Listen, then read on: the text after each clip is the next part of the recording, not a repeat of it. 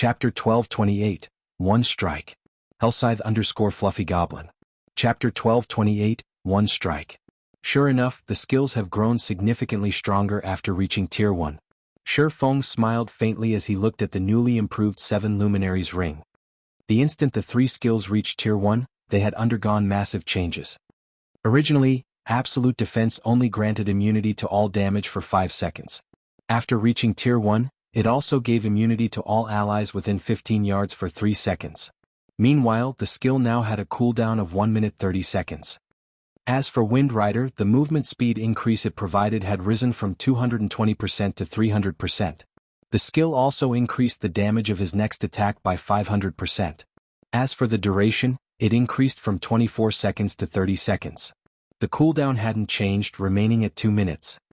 Lastly, Firestorm, which had dealt 1200% damage to an area of 45 by 45 yards for 6 seconds, now dealt 1500% damage to an area of 50 by 50 yards for 6 seconds. As for its cooldown, it still lasted 5 minutes. After Shi Feng finished upgrading the 7 Luminaries ring, he steered the one-horned sailboat towards the incoming cannonballs. At the same time, he activated Absolute Defense. Boom. Although the cannonballs were fast, the one-horned sailboat had still dodged a portion of them, while Absolute Defense blocked the remaining attacks. The sailboat itself did not receive any damage whatsoever. They dare make their way over here. They must want to die. Identical Summer sneered. All speedboats scatter and attack. Don't let them get away. If Shi Feng and the others gave it their all to escape to the outer perimeter, they had some faint hope of getting away. Now, however, they charged straight for his small sailboat. He had several times more players than Shi Feng. Moreover, every one of them was extraordinarily skilled. The one-horned sailboat took only 3 seconds to cross the distance of 150 yards. When it arrived before Identical Summer's small sailboat, before it sailed past, Shi Feng jumped to the other ship's deck. What is he trying to do? Passing Monarch, who watched from a distance, was stupefied. Shi Feng had safely arrived before Identical Summer's sailboat. As long as he continued forward, he could have shaken off the enemy sailboat and docked on Legacy Island. Yet the swordsman had boarded the enemy sailboat alone for a melee battle. This was insane. Unlike the fight on Demon Island, they still bore the damage from the fighting the magic whale for so long. In fact, Shi Feng's HP bar was not even half full right now. On the other hand, Identical Summer's crew was only slightly battered. You've arrived just in time. In any case, I had thought of taking your sailboat for myself. Seeing Shi Feng board his sailboat, Identical Summer looked to the 15 cloaked players around him and said, "Get rid of him. Everyone else, collect the sailboat." Nodding, these 15 cloaked players slowly approached Shi Feng. Although these 15 players' footsteps were casual, their positioning was far from it as they had sealed off Shi Feng's path of retreat. "Brat, you really are unlucky to have crossed us. But don't you worry. We won't come at you together." At this moment, a man that was as robust as an ox stepped away from the formation and said, "I'll be your opponent now." As soon as this man said so, he threw off his black cloak and revealed his steel-like muscles and the 2 short swords hanging from his waist. Both swords bore a delicate flame engraving, the marks giving off a light blue flame. The weapons were clearly a pair. Although the robust man's figure was abnormal for his assassin class, when everyone present saw this man's face and game ID, they realized that it was only natural. Why is Mad Beast here? Passing Monarch was surprised when he saw the robust assassin. The assassin's name was Residual Innocence. Although not many people were familiar with this name, the assassin had another name that was famous throughout Sea's End, Mad Beast. Mad Beast was known as one of the top 5 assassin experts in Sea's End. Aside from his robust form, Residual Innocence had earned the title Mad Beast in Sea's End due to a fight in which he had overwhelmed the 7th-rank Berserker with his strength alone. Mad Beast was not a guild player, but an independent player. He was also a member of the House of Seas, the #1 adventurer team in Sea's End. There were countless adventurer teams in Sea's End, yet the House of Seas had been publicly acknowledged as the #1 adventurer team in the area. Not only did the adventurer team possess many experts, but it also operated several popular shops. Passing Monarch and his fleet members weren't the only ones surprised. 100 Leaves and the others hadn't expected to see Mad Beast either. They had never imagined that Identical Summer would join hands with the House of Seas. This makes things a bit tricky. If Identical Summer has joined hands with the House of Seas, It could cause some trouble for our plans to take over the Freedom Alliance, the cloaked woman from the Sacred Temple said, frowning. Although the House of Seas was merely an adventurer team, it was backed by an extraordinary power. During the Sacred Temple's investigation, it discovered that the House of Seas had secured the support of a certain major corporation from overseas. If the Sacred Temple wanted a hand in the Freedom Alliance's first fleet, it would likely have to compete with that corporation in the future. The Freedom Alliance's top-ranked fleet commanders cannot be underestimated. Let's get ready. We cannot let Identical Summer monopolize the loot, 100 Leaves said, smiling. Originally, she had worried that Identical Summer would not be a match for Sure Feng. However, it would seem that both sides were equally matched. It was likely that they would enter a stalemate. If that happened, she would have a golden opportunity to rake in a fortune. However, as 100 Leaves considered such thoughts, Sure Feng exploded into action. Instant strike. In the blink of an eye, Sure Feng appeared before Mad Beast and executed Sword's Orbit. Instant strike increased his attack speed by 500% and damage by 400%. Even someone like Mad Beast was caught off guard. Before the assassin could even activate Vanish, Sure Feng's sword bit into him. Only after Sure Feng's second slash descended did he successfully activate Vanish. However, it was too late. Minus 39,486. A terrifying damage devoured all of Mad Beast's 30,000 HP. Even after his death, Mad Beast could not figure out how a normal attack had taken his life. How is he so fast? Mad Beast's companions suddenly wore serious expressions. Mad Beast had literally died in the blink of an eye. This had to be a joke. Mad Beast could rank third among their group of 15. Although there were players who could defeat Mad Beast in Sea's End, his survivability was incredible due to his assassin class. If he focused on escape, very few could kill him. There wasn't even one expert in Sea's End who could kill him instantly. Yet now, Mad Beast lost. This can't be possible. Identical Summer's eyes nearly fell from their sockets when he saw this. While he had considered the possibility of Sure Feng defeating Mad Beast, he had never expected Mad Beast to die instantly. Who is that man? 100 Leaves was stunned as she stared at Mad Beast's lifeless body. Based on her investigation, Mad Beast was a flowing water realm expert. Although he was no match for her guard, Scorpion, he wasn't an easy target. Who's next? Sure Feng licked his lips as he glanced at the remaining experts from the House of Seas. Chapter 1229, Glory and Collapse. Hellscythe_Fluffy Goblin. Chapter 1229, Glory and Collapse. Sure Feng's taunt instantly enraged his enemies. However, due to Sure Feng's frightening performance and chilling killing intent, nobody dared to rush at him casually either. We've got ourselves a tough one. Melees distract him. Ranged players assist from the sides. I refuse to believe that we can't take him down. A thin elementalist behind the group shouted. The heavy pressure these players felt from Sure Feng vanished the moment the elementalist finished speaking. 5 melee players then charged at Sure Feng. A Guardian Knight used Justice Roar.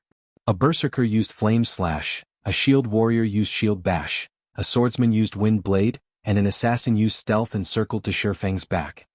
All 5 were level 43 and equipped with dark gold weapons and equipment. In terms of weapons and equipment, they were not the least bit inferior to Mad Beast.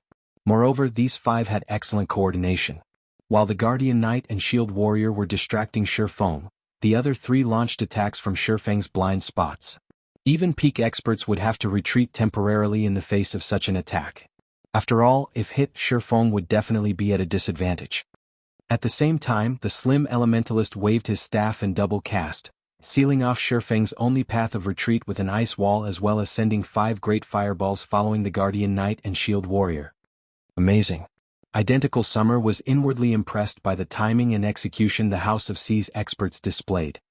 Whether Sure Feng tried to run or fight after repelling the Guardian Knight and Shield Warrior, the 5 great fireballs would strike the instant he pushed the 2 MTs back. If Identical Summer had to face such a well-planned assault, he would die.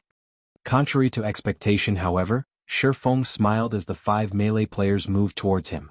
Immediately he used silent steps and vanished. He reappeared behind the slim elementalist and swung down his sword. Dang. However, before Sure Feng's killing ray could strike the elementalist, a layer of ice stopped it in mid-swing.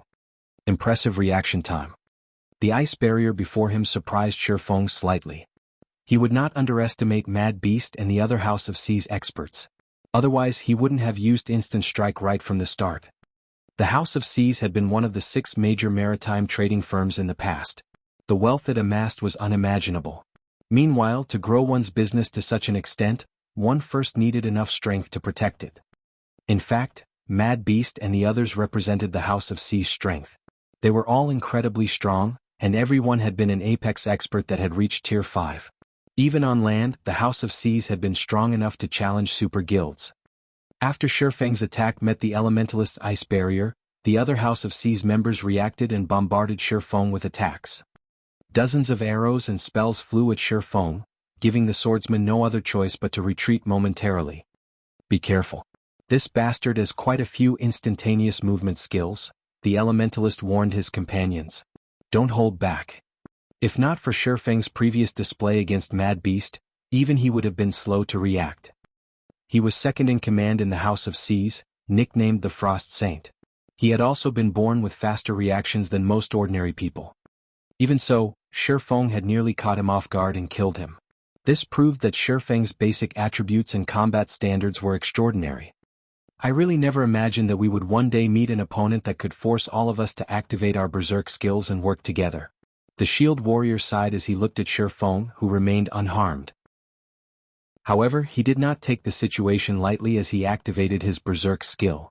Immediately his HP doubled, soaring past the 70,000 threshold. His strength and agility attributes had also improved significantly. Charge. This guy's too nimble. I'll try to restrain him. A distant ranger announced as he took 5 silver arrows from his bag. Savage, you're so generous, the shield warrior chuckled as he glanced at the silver arrows. The ranger named Savage treasured these silver arrows, each worth 10 gold coins. Crafting the arrows required many rare materials. Aside from dealing with Grand Lords, he had never seen Savage use the arrows on anything. Just one of those silver arrows packed enough power to injure a Grand Lord, not to mention 5 of them. Even if he activated a life-saving skill, he couldn't avoid the ranger's treasures. He should be proud to die under my arrows, Savage boasted as he activated his berserk skill and released his bowstring. Shio. All 5 silver arrows flew towards Shifeng simultaneously. As the silver arrows sliced through the air, they twisted the space around them. Gravity arrows?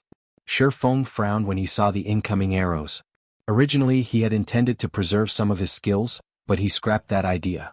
Without hesitation he activated Thunder God's Descent, increasing his movement speed and attack speed 150%, damage by 50%, and decreasing all damage received by 50% for 30 seconds. He then charged straight at the shield warrior and 5 gravity arrows. As Shir tightened his grips on his 2 swords and brandished them, starlight sparkled around him. Swords orbit. Shifeng's blades repulsed the shield warrior instantly, forcing the man to take several steps back. As for Shifeng himself, he was knocked back by roughly 8 yards, his blades emitting a low hum. He blocked them? Savage's mouth twitched. Sure enough, fighting so many refinement realm and above experts is taxing. Shifeng revealed a bitter smile as he glanced at his trembling hands. He had lost 10,000 HP when he had blocked the 5 gravity arrows. Without Thunder God's Descent he would have lost double that. He only had around 10,000 HP remaining. Normally, killing any one of these players in a one-on-one would be a piece of cake with his level, weapons and equipment.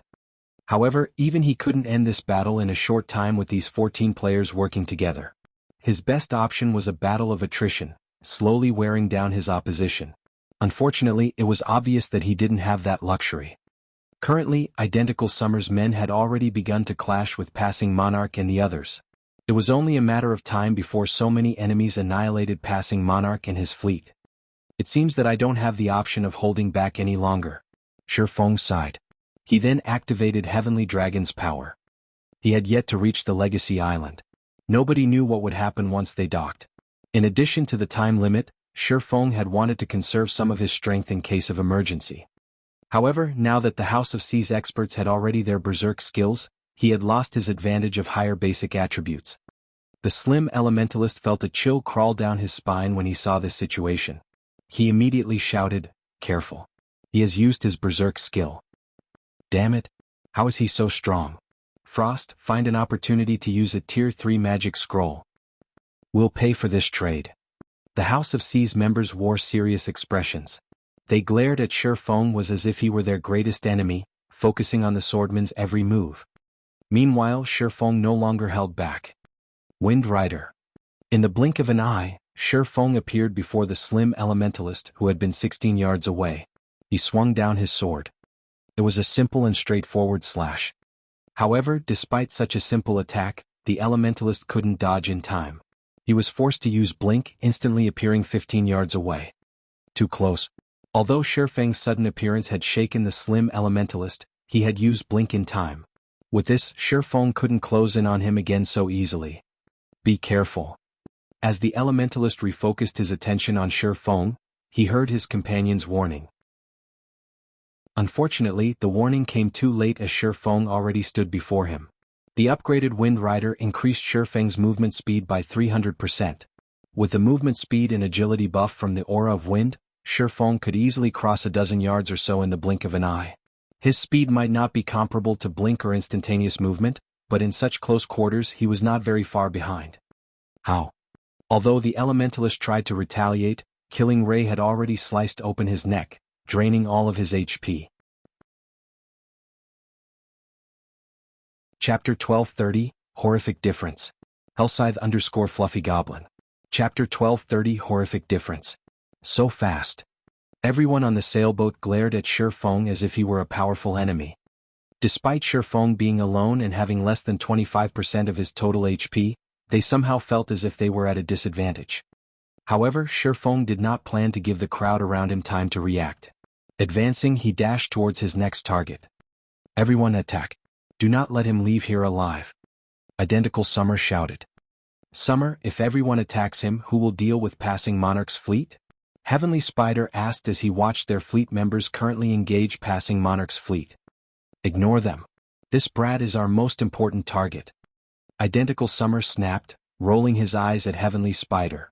Passing Monarch was but a fish on a chopping block. Shi Feng was different.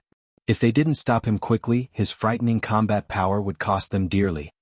Under Identical Summer's command, his fleet members shifted their focus to Shi Feng. Only a small number of players remained to distract passing Monarch and the other Third Fleet members. Identical Summer's assumptions were correct. Even a peak expert would be hard-pressed to avoid every attack if surrounded by plate armor classes and over 100 melee players. More melee players waited on the side as well, waiting for an opportunity to strike. Even an assassin with high survivability would not escape death. Unfortunately, Shi Feng wasn't what they expected. With Wind Rider's movement speed increase, it would be very difficult for ranged classes to get a lock on the swordsman. Moreover, Shi Feng's range wasn't limited to the ship's deck. He could also fly through the air. He could easily throw off his opponents and dodge attacks with abrupt turns and stops mid-air. Furthermore, fighting on the small sailboat was convenient for Shi Feng. In the cramped space, he didn't need to chase his enemies. He could easily arrive before another player with a few steps. Shi Feng slaughtered one player after another. Every time he swung one of his swords, one of Identical Summer's fleet would lose their life. The shield warriors with over 35,000 HP were no exception. There was already a massive gap between their levels. After Shi Feng activated Heavenly Dragon's power, his strength had also increased by 150%. In addition, he had Angry Tyrant's passive skill, Blood Frenzy, which increased his strength by another 20%, attack speed by 30%, and reduced damage received by 20% when his HP was below 50%. He could even kill shield warriors with high HP and defense instantly if the latter did not activate shield wall in time. In 10 short seconds, Shi Feng had killed 11 people, yet his HP had not decreased. Rather, it had begun to recover. Heavenly Dragon's power increased his HP by 500% and defense by 300%. This put his maximum HP at over 210,000. With his battle recovery, he could regenerate 1% of his HP every 5 seconds. When normal arrows struck, Shi Feng only took around -400 damage. In the case of frost arrows or fireballs, due to Shi Feng's high magic resistance, they dealt even less, with each attack dealing around -200 to -300 damage. During the 10 seconds of combat, Shi Feng had been struck 3 times. However, these 3 hits had been extremely expensive. Each attack had cost the House of C's a Refinement Realm expert. How is this possible? How is his HP increasing without a healer? Identical Summer felt his skin grow cold as he watched Shifeng eliminate his fleet members. What kind of monster is he? Every member of his fleet that he had brought with him to the secret land was an expert, yet against Shifeng's blades, they were no little more than thin sheets of paper. This transaction has cost us. Morning, help me pin that guy down. I'll use the space-shattering arrow to finish him off. The ranger named Savage whispered to the guardian knight before him. 1 second. I just need him to stay still for 1 second. 1 second. The guardian knight, first Morning, hesitated. He could hold down any other expert for 10 seconds easily, much less one. However, Shifeng was simply too strong. Even with his berserk skill, he was not confident in holding Shifeng down for that long. I'll give it a try. Savage did not say anything in response. Instead, he retrieved a crimson arrow from his bag, removing the seal placed upon it. The ranger class wasn't like other classes. Aside from the player's attributes and bow, their arrows played a major role in how much damage they dealt. With a powerful arrow, a ranger could even display several times more combat power than usual. I refuse to believe that you can block this space-shattering arrow. Savage smiled confidently after removing the seal. The space-shattering arrow was not a craftable item. Rather, he had obtained it from an ancient ruin. It was the strongest arrow he had ever seen. As soon as he removed the seal, the arrow exuded a pressure on par with that of a great lord. Even injuring a grand lord wouldn't be an issue with his bow's effects. Savage now. First Morning shouted. The instant he noticed Shifeng kill one of his companions, he launched himself forward and tackled the swordsman. Even if Shifeng used a control removal skill, there was no escape. Shifeng could only break free with brute force. Nice job. Savage released the space-shattering arrow. Shio. The crimson arrow flew towards Shifeng. Space itself cracked as the arrow passed. Even a Tier 4 skill paled in comparison to the space-shattering arrow's power. Shifeng's expression darkened when he noticed the rapidly approaching crimson arrow. If he were struck, even with Heavenly Dragon's power active, he would sustain heavy injuries. Shifeng took a deep breath and used Dragon Breath on the arrow. A silver beam of light clashed with the space-shattering arrow. Unfortunately, Dragon Breath had only delayed it for a brief moment before the space-shattering arrow shattered the counterattack. However, the brief moment was just enough time for Shifeng to break free from First Morning's hold. Almost instinctively, he executed a complicated, mystical footwork technique before vanishing. Void steps. He disappeared? First Morning cried out in confusion. Although he searched for Shifeng, the space-shattering arrow had already pierced his heavy armor. Not only had the arrow killed the Guardian Knight instantly, but it had also punched a hole in the small sailboat. How is this possible? Savage couldn't believe his eyes. The space-shattering arrow was extremely fast. While Shifeng's speed was frightening, he shouldn't be able to dodge the arrow yet. Shifeng had used Dragon Breath to stop the space-shattering arrow temporarily. He had then used the brief delay to break free from First Morning's hold and dodge the ranger's attack. This was the first time he had ever seen such a fine, bold strategy. Where is he? Identical Summer muttered in confusion. Even after searching the deck, he didn't catch a glimpse of Shifeng. However, after Identical Summer had finished his 3 words, a blue longsword emerged from his chest. You, Identical Summer tried to turn his head. Before he had noticed, Shifeng had stood right behind him. Although he couldn't see Shifeng's appearance due to the black cloak, he could somehow tell that Shifeng had flashed him a ridiculing smile. All this time he had thought himself the hunter, but in reality he was the prey. Only after Identical Summer's HP reached 0 did he finally realize that he had fallen into a monster's den without knowing it. Identical Summer's death had frozen every member of his fleet in shock. Despite an assault from so many people at once, not only hadn't Shifeng's HP dropped in the slightest, but the man had also taken their commander's life. How were they supposed to defeat such a monster? Retreat. No one knew who had shouted this word, but everyone instinctively followed the command. You want to escape? Do you think it'll be that easy? Following which, Shifeng raised Killing Ray high and activated Lightning Edge against the fleeing players. As Lightning Edge had a 0.5-second channeling time, it had limited effects against expert players. As he had previously stood in the center of the deck, he wouldn't have been able to hit as many players. Now, however, he stood at the tip of the stern. Lightning Edge's range was more than enough to cover the entire small sailboat. In addition, as these players turned their backs to him and fled, they had lowered their guard against the attack. Countless arcs of lightning shot forth from Killing Ray. Although some experts reacted quickly and dodged in time, over half of the team, consisting of over 100 players, died instantly. As for those who survived the attack, they had already jumped ship. Let's go.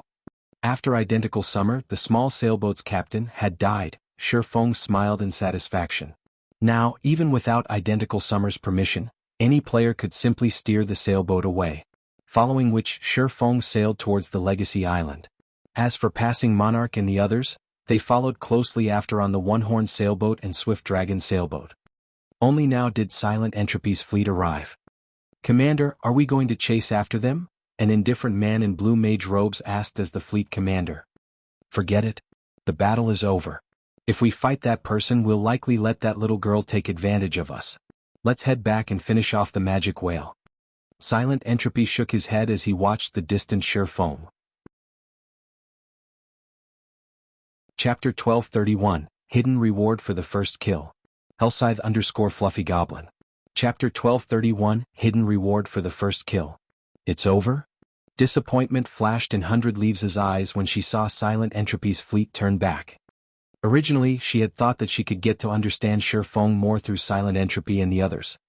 In the end, however, the outcome wasn't what she had hoped for. After watching Shi Feng's battle with Identical Summer's fleet, she ended up with even more questions than before. "Leaves, your prediction was quite accurate. Fortunately, we didn't intervene. Otherwise, we would have suffered severe losses as well," the cloaked woman said as she watched Shi Feng's departing figure in shock.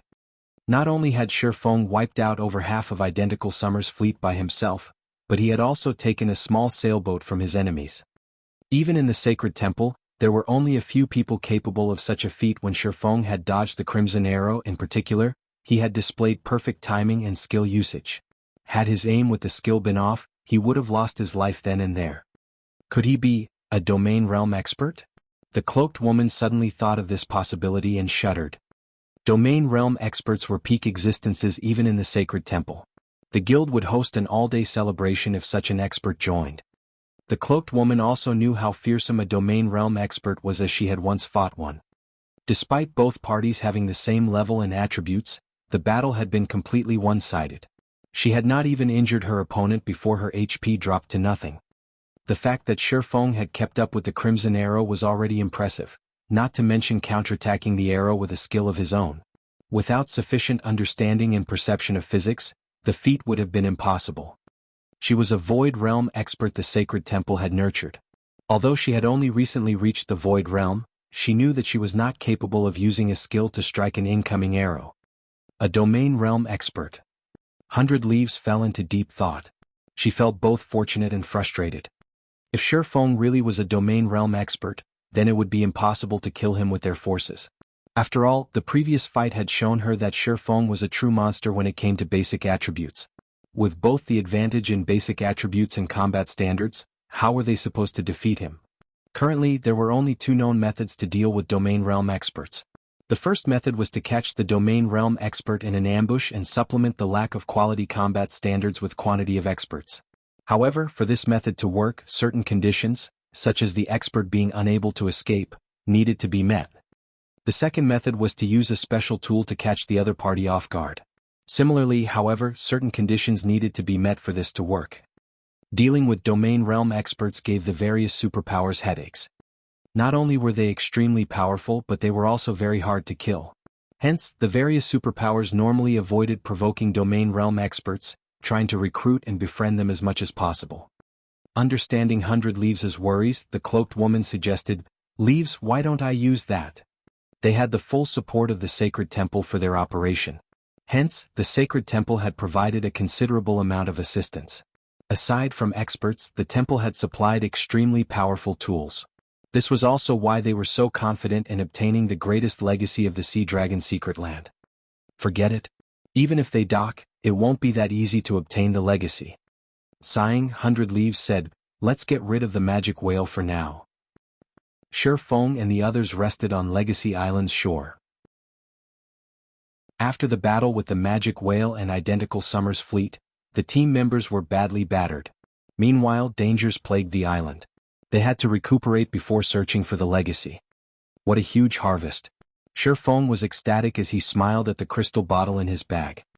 This crystal bottle contained none other than identical Summer's small sailboat. Although it was only a common small sailboat, its value far outstripped that of epic items. With the addition of this small sailboat, Zero Wing's naval power would increase significantly. Moreover, the magic whale had dropped a plethora of relatively valuable items. Although its loot could not compare to that of King-class sea monsters in the outside world, every item among the 30+ that had dropped was a treasure in its own right. The magic whale skin in particular could strengthen ships. Shifeng even regretted not killing a few more magic whales. Magic whale skin, dark gold rank tool. Improves a ship's defense by 10%, movement speed by 3%, and durability by 10 points. A maximum of 3 magic whale skins can be used to strengthen a ship. While players could modify their ships in God's domain, the risk was quite high. A single mistake could ruin the ship entirely. However, there was also a risk-free method to strengthen a ship by using certain precious tools. In the past, the best ship-strengthening tool Shifeng had seen was only Secret Silver rank. Said tool was only capable of increasing a ship's defense by 5% and durability by 3 points. Even then, it could have easily sold for 500 gold on the market. One might consider the price steep, but many had fought over the item like crazy. If one used a ship-strengthening tool on an advanced speedboat, it wouldn't be worth the 500 gold. However, if used on a bronze speedboat or above, one could easily earn back their investment. Now, a total of 8 magic whale skins had dropped. Just looking at them excited Shifeng. The magic whale had also dropped 2 items that Shifeng valued above the rest. One of them was a growth-type support tool called the Alchemy Pot. The Alchemy Pot could increase a player's alchemy success rate. To alchemist players, this item was worth no less than an epic item. As for the other, it was the map of Sea God's Island, which was the name of the legacy island they rested on. The map recorded all of the island's secrets, and it allowed players to reach the legacy without wasting a lot of time with exploration. Is this the benefit of getting the first kill of a magic whale? Shifeng smiled at the Sea God's Island map in his hands. No one would have imagined that getting the first kill on the magic whale would offer such a benefit. Otherwise, Silent Entropy and the others would have used everything they had to kill their magic whales first. Brother Yifeng, you are incredible. You wiped out so many experts all by yourself. You are the strongest player I've ever seen. Reverence filled Blue Joy's eyes as she praised Shifeng. The Third Fleet had clashed with identical Summer's Second Fleet in the outside world frequently. She knew full well how powerful identical Summer and his subordinates were, yet Shifeng had not only defeated them so easily, but he had also killed the House of Sea's mad beast with a single hit. Finally, Shifeng had even stolen identical Summer's small sailboat. Identical Summer was most likely dying inside right now. Blue, don't just praise Brother Yifeng. Didn't you see my heroic performance? I faced Heavenly Spider and 3 of his experts at the same time, Passing Monarch boasted. Commander, Brother Yifeng only used one move to annihilate over half of identical Summer's experts. When you can defeat dozens of experts of identical Summer's caliber by yourself, I'll praise you as well, Blue Joy retorted, giggling. This, Passing Monarch fell silent. While he wished that he could accomplish such a feat, he was not a monster like Shifeng. Now that we've rested, let's set out. Shifeng simply smiled in response. In reality, his performance was average at best. In the past, the experts that had become legends in God's domain were the truly amazing players. One expert had defended an entire city by himself. Moreover, said expert's opponent had not been an ordinary guild, but a super guild. Watching the expert face off against hundreds of the super guild's top forces had been spectacular. There was also one instance where an expert had held their ground against 3 god-ranked players. That battle had been truly breathtaking. Blue Joy and Passing Monarch had experienced too few battles in God's domain, particularly between famous experts. While the Legacy Island seemed small from afar, in reality, it was massive. Its size could rival a regional map. The island was also home to many powerful monsters, the weakest of which were chieftain rank while the strongest were grand lords. Fortunately, the maximum level was level 55. However, the most troublesome part about getting through the island would be the many fatal traps that waited for them. Fortunately, under Shifeng's lead, the group had managed to reach the heart of the island after only 2 hours. The Tower of Falling Stars. Chapter 1232, Cities Management Rights. Hellscythe_Fluffy Goblin. Chapter 1232, Cities Management Rights. This should be where the legacy is. Excitement flashed in Passing Monarch's eyes as he looked at the tower hidden in the gorge.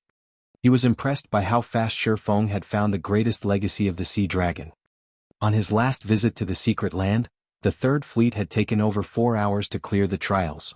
Afterward, they spent the remaining time searching Legacy Island. However, they failed to find the legacy and lost some of their members to the island's various traps. Yet, Shifeng had located the legacy in less than 3 hours. It was a miracle.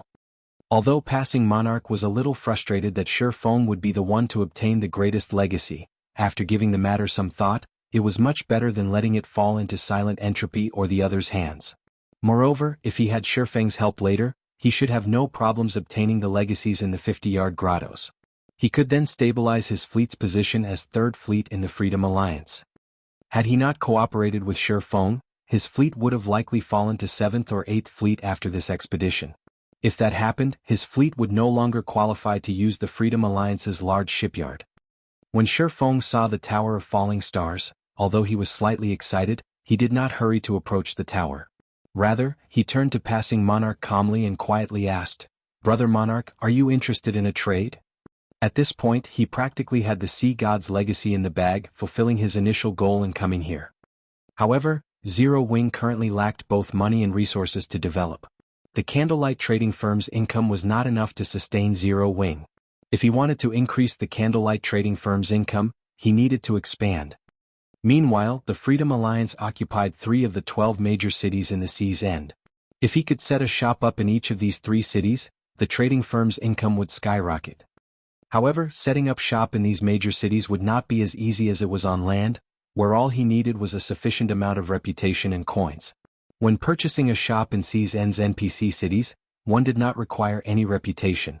Instead, a player needed the approval of the city's manager. This was similar to how player-constructed towns and cities operated. Due to this, Sea's End's businesses hadn't developed over much. After all, to get the city manager's approval, one normally needed to sign a profit-sharing agreement. While some kind-hearted managers only asked for 30% of the profits, some black-hearted managers went as far as to ask for 50%. This was why most players in Blue Jade City had opted to set up street stalls to sell their items, as that method did not require them to split profits. They only needed to pay a small fee. "A trade? What do you have in mind, Brother Yifeng?" Passing Monarch asked, curiosity gripping his heart. "Are you interested in becoming First Fleet's commander?" Shifeng asked, laughing. "First Fleet's commander? Brother Yifeng, are you joking? You know what kind of foundations Silent Entropy and 100 Leaves possess. Even if I obtain a legacy this time, I'd be lucky to keep the 3rd seat," Passing Monarch said, shaking his head. "That's why I'm offering a trade." Suddenly, Shifeng grew serious as he said, "You've seen my strength. You also know that I have the Zero Wing Guild behind me. If you have Zero Wing's full support, how confident are you in becoming the First Fleet's commander?" Shifeng's words rendered Passing Monarch speechless. If not for Shifeng's help, the Third Fleet would have suffered in this operation. "Although I don't know exactly how strong Zero Wing is, in my opinion, I'd be lucky to have a 20% chance of becoming the First Fleet's commander." "Silent Entropy is not as simple as you assume," Passing Monarch answered. 20%? Shifeng chuckled. "Not bad. At the very least, it's more than nothing. If I help you become the First Fleet's commander, I want management rights for the city under your rule. We'll split the profits evenly. What do you think?" The Freedom Alliance was not a guild. Becoming the First Fleet's commander did not mean that one would gain control over all 3 major cities under the Freedom Alliance. However, one could gain control over Heavenly Ocean City, which had the largest player population out of the 3. The commanders of the remaining 10 fleets commanded the 2 other cities. This was also why the Sacred Temple meddled in the Freedom Alliance's affairs. By becoming the First Fleet's commander, one could monopolize a major NPC city. If managed properly, the riches one could obtain would be staggering. The city's management rights? After giving the matter some thought, Passing Monarch said, "All right, I agree to your conditions. I can deal with that as long as I become the First Fleet's commander." An adventurer team had formed the Third Fleet. To them, a city's management rights were of little importance. As long as they received sufficient resources and coins, they'd be satisfied. However, contesting for the position of First Fleet will be difficult. The sea monster invasions we have to deal with test the fleet's overall strength. It isn't something that can be handled with just 2 small sailboats and several high-quality speedboats. Passing Monarch understood that Feng was in possession of powerful ships. However, those ships would not be of significant help when contesting for the position of First Fleet. Once a month, a competition would be held for the management rights of Sea's End's various cities. During these competitions, sea monsters would invade these cities. The fleet that defended the most locations in a particular city would become said city's manager. The Freedom Alliance's fleets also used this competition to compete for the various seats in the alliance. Silent Entropy was able to hold the First Fleet position due to the scope of his unmatched defense. Although Feng appeared confident about the situation, Passing Monarch was not. "I understand. I will think of a way to increase your overall strength," Feng said, chuckling. "Let's sign a contract." He more or less understood the Freedom Alliance's seeding competition. After all, the Freedom Alliance had been one of the overlords at sea in the past. Following which, Feng established a contract with Passing Monarch. The contents were very simple. Feng would help Passing Monarch become the commander of First Fleet. In return, Passing Monarch would hand over all management rights of the city he controlled to Feng. As for the city's profits, they would split them equally. While Feng managed the city, Passing Monarch also had to provide assistance in maintaining it. After they signed the contract, Feng nodded in satisfaction. He then led Passing Monarch and the others towards the Tower of Falling Stars. The tower had a total of 3 floors. According to the Sea God's Island map, the rewards on the first floor were available to all players that reached this place. Players would have to fight for the rewards on the second and third floors. Moreover, the rewards on the second and third floor were unique. Only the first player to clear the floor could walk away with them. Any players that cleared the floor afterward would obtain nothing. As Feng and the others arrived before the Tower of Falling Stars, Feng stopped the team abruptly. This confused Passing Monarch and his sailors. A moment later, however, a familiar voice reached everyone's ears. "We've been discovered already?" Several figures suddenly emerged from the nearby forest. The person speaking was none other than 100 Leaves. Silent Entropy stood by her side casually. "How did you guys get here so quickly?" Passing Monarch was shocked to find 100 Leaves and Silent Entropy here. The magic whale was not an easy opponent. The final, team wipe move was particularly threatening. Even if 100 Leaves and Silent Entropy defeated their respective magic whales, it should take their fleets quite some time to do so, yet they were here as soon as his group had reached the Legacy's location. No matter how he thought about it, this shouldn't be possible. Understanding Passing Monarch's thoughts, 100 Leaves chuckled and said, "There's nothing to be surprised about. I simply formed a temporary alliance with Commander Entropy and established a 200-man team.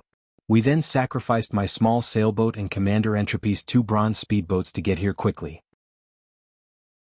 Although we sacrificed a lot, fortunately we caught up to you. Otherwise, the Legacy really would have fallen into your hands." Passing Monarch could not help his astonishment. He had never dreamed that 100 Leaves would sacrifice even a small sailboat. "Commander Leaves, your subordinate is truly amazing. Even in such a situation, he managed to track us." Feng offered his admiration as he glanced at the cloaked assassin beside 100 Leaves. On their way here, he had tried to hide their tracks as much as possible. To track them, one needed to have leveled their tracker subclass to master rank at the very least. "Well, enough talk. Since we're here, we should conclude this matter." 100 Leaves smiled at Feng and the others. Chapter 1233, Breaking a Magic Array with One Sentence. Hellscythe_Fluffy Goblin. Chapter 1233, Breaking a Magic Array with One Sentence. Hearing this, Passing Monarch's expression darkened as he prepared for an attack. He had less than 30 people. In contrast, 100 Leaves and Silent Entropy had a force of over 150. Aside from the numerical disadvantage, his men had already used their berserk skills to deal with identical Summer's men. Without their berserk skills, they were even less of a match for 100 Leaves and Silent Entropy's people. However, what Passing Monarch had not realized was that 100 Leaves' subordinates had long since taken action. Suddenly, a crimson barrier appeared around Feng's group, enveloping them. "Commander Monarch, I'll have to ask you and your crew to wait here while we go ahead," 100 Leaves said, giggling as she glanced at Feng, who stood beside Passing Monarch. There was no limit to the number of people that could enter the legacy's location. However, the sooner one entered, the higher their chances were of obtaining it. If not for witnessing Shifeng's combat power personally, she would have killed Passing Monarch and the others instead of wasting a magic barrier. 100 Leaves, you're despicable. Blue Joy gnashed her teeth, glaring at the female commander. If the other party had simply wanted to fight, they could have accepted that. After all, they could have found an opportunity to escape into the Tower of Falling Stars. Once inside, they would enter a separate space. By then, 100 Leaves and the others would not be able to touch them, and they could compete for the legacy fairly. However, they wouldn't escape this trap for some time. If they were stuck in the barrier for too long, 100 Leaves and the others might secure the legacy before they broke free. Don't worry. I have a Tier 3 magic scroll. It should not be difficult to break this magic array. Passing Monarch shot 100 Leaves a glare. He hadn't expected the woman to waste a magic array willingly. He couldn't help but smile bitterly as he turned to Shifeng.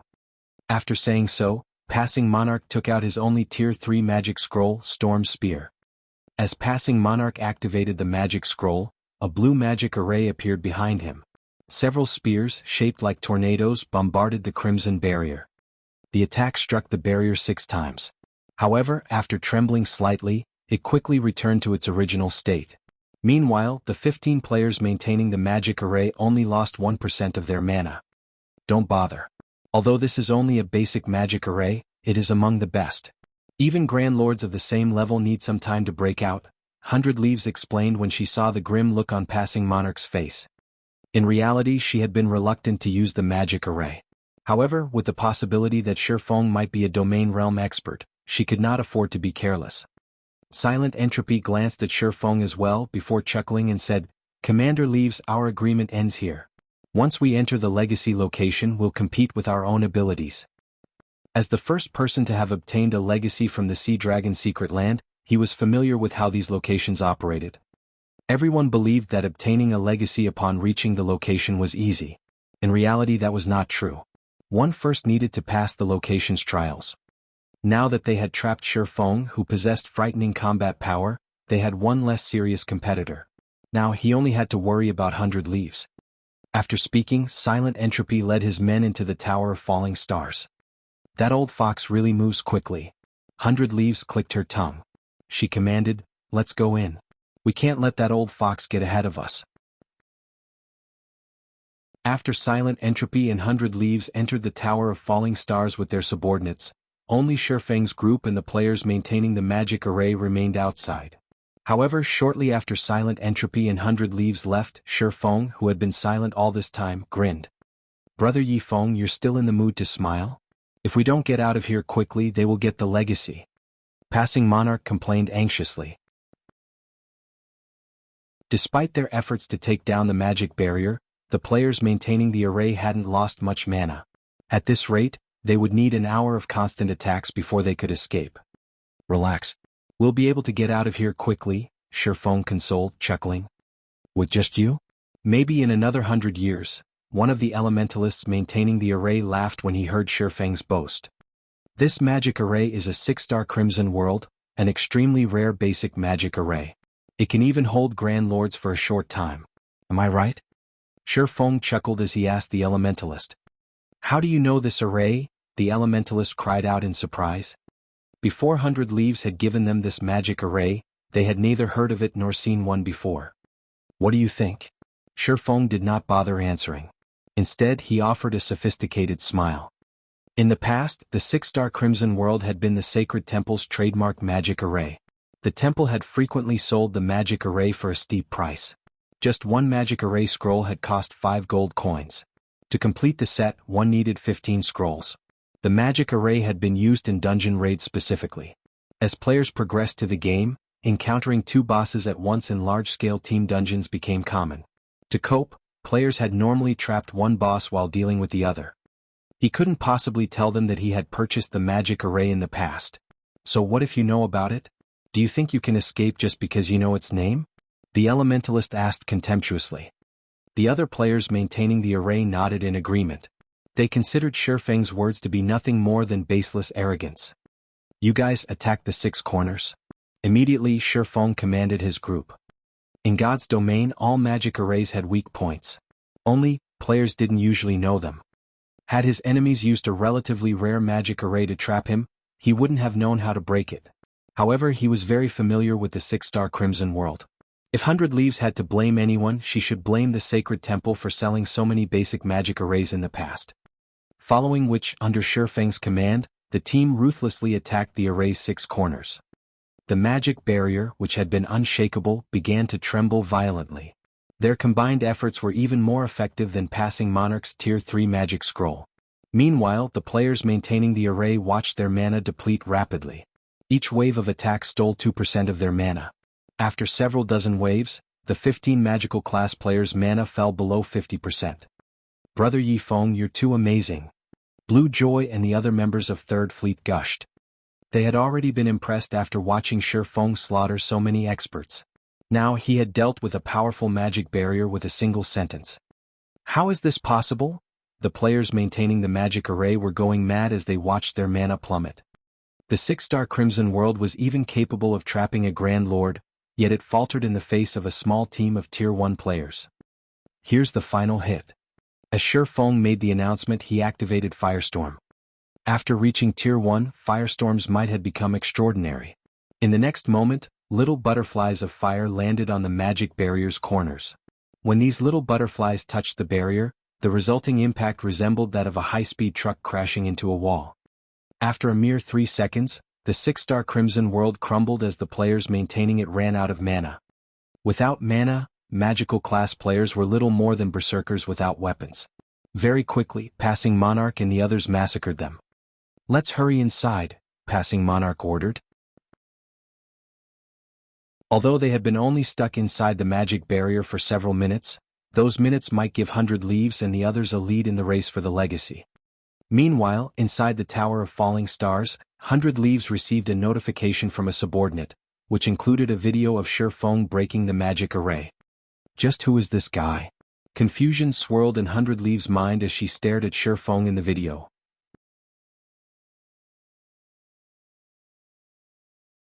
Chapter 1234, Secret Footwork Technique. Hellscythe_Fluffy Goblin. Chapter 1234, Secret Footwork Technique. After 100 Leaves watched the video of Shifeng taking command, her expression grew grim. The 6-star Crimson World was unique to the Sacred Temple as they had the only magic array design. Even now they had never announced this to the public. No matter how she looked at it, Shifeng couldn't have located the 6-star Crimson World's weak points coincidentally. It seems I'll have to report this to the guild leader. 100 Leaves' gaze remained fixed on Shifeng in the video. Originally, the guild had planned to make a fortune with the 6-star Crimson World. The fact that someone had discovered the array's weak points was no trivial matter. 100 Leaves immediately contacted her superior. Interesting. There's actually someone capable of locating the 6-star Crimson World's weak points, the handsome man wearing exquisite blue robes in the video replied, a faint smile appearing on his face. This person is a problem. We need to teach him some humility. I'll send Uncle Lee and the others over. Keep an eye on that player. You're sending Uncle Lee? 100 Leaves could not help her growing joy. This is great. With Uncle Lee's help, this guy is doomed. The Sacred Temple was a super guild that recruited a large number of new talent every year. Various outstanding players rose within the guild each year as well. However, those who truly withstood the test of time and became the Sacred Temple's mainstays were the guild elders. Uncle Lee was one of these guild elders. He was an old monster that had grasped a domain many years ago. Even if Shifeng were a monster that had reached the domain realm, he was no match for Uncle Lee. Furthermore, Uncle Lee wasn't coming alone. His party members would be joining him. Following which, 100 Leaves notified her security party and had a few of them split up and head towards the rest area. As long as Shifeng appeared, they would keep a close eye on him. Inside the Sea Dragon's secret land, whether one obtained a legacy or not, they would be automatically transferred to a rest area once their time in the secret land was up. Players were then required to return to the starting point to leave the secret land. Otherwise, they'd be stuck here. Not even return scrolls could be used to escape. At that time, even if Shifeng wore a cloak, they could simply use a tracking tool to mark Shifeng. For a certain amount of time, they'd be able to find him even if he ran to the ends of the world. And here I thought I wouldn't get the chance to kill you. If you have to blame someone, blame yourself for knowing too much. 100 Leaves smiled after disconnecting the call. She then took a Tier 3 summoning scroll from her bag as she shifted her gaze to the Great Lord that had appeared on the second floor. Now all I have to do is obtain the legacy as quickly as possible. There were only rewards awaiting players on the Tower of Falling Stars first floor. Only after reaching the second floor would the trial truly begin. The second floor's trial required players to defeat the monsters that appeared before them. They would have to face a total of 3 monsters. The first monster was a chieftain, the second was a lord, and the last was a great lord.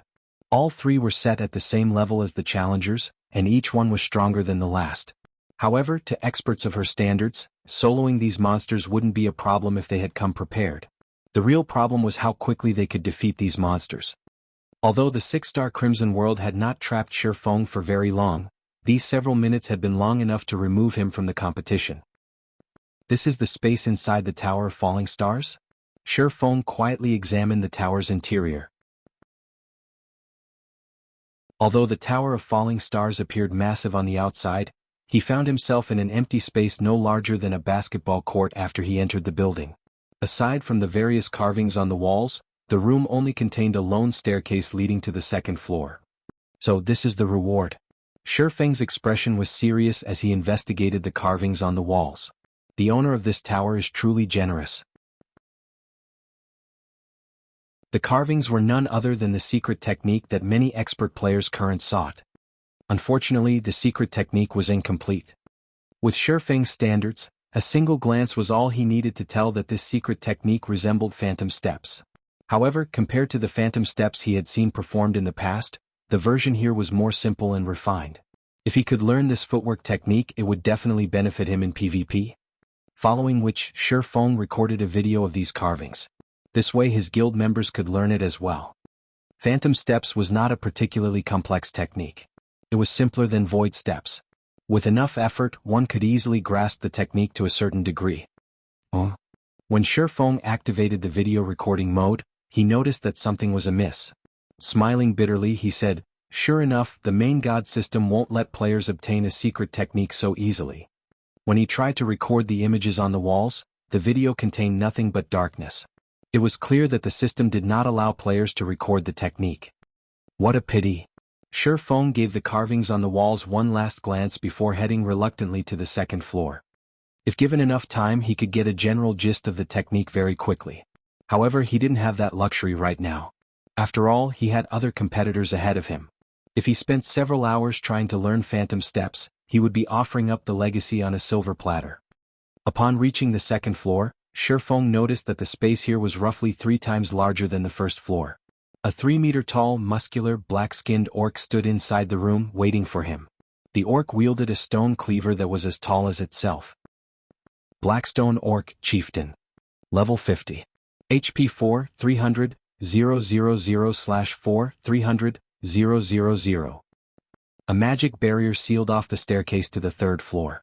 It was obvious that he had to defeat this Blackstone Orc before he could proceed. Shifeng glanced at the stone monument beside the staircase. The requirement to proceed to the next floor had been recorded on the stone, as well as a list. Although the list didn't name any players, it did display the progress of the top 5 players on the second floor. Currently, the first-ranking player was fighting against a Great Lord, which still had 96% of its HP remaining. The second-ranked player was also facing a Great Lord, and the boss still had 97% HP remaining. The third was going up against a Lord with 12% HP remaining. So this is the situation. It seems I'll have to move a bit faster. After reading the introductory text, Shifeng took out the Bible of Darkness and summoned a Tier 2 battle demon. Shifeng had also activated the Ice Blue Devil Flame, Phantom Kill and 9 Dragons Slash. To ordinary experts, fighting a chieftain of the same level might be very difficult. However, neither he nor the others challenging the second floor trial were ordinary experts. To put it simply, the second floor trial was a contest of damage. With the battle demon tanking, Shifeng and his doppelganger focused on DPS. In less than 40 seconds, the Blackstone Orc fell. Shifeng's damage was off the charts.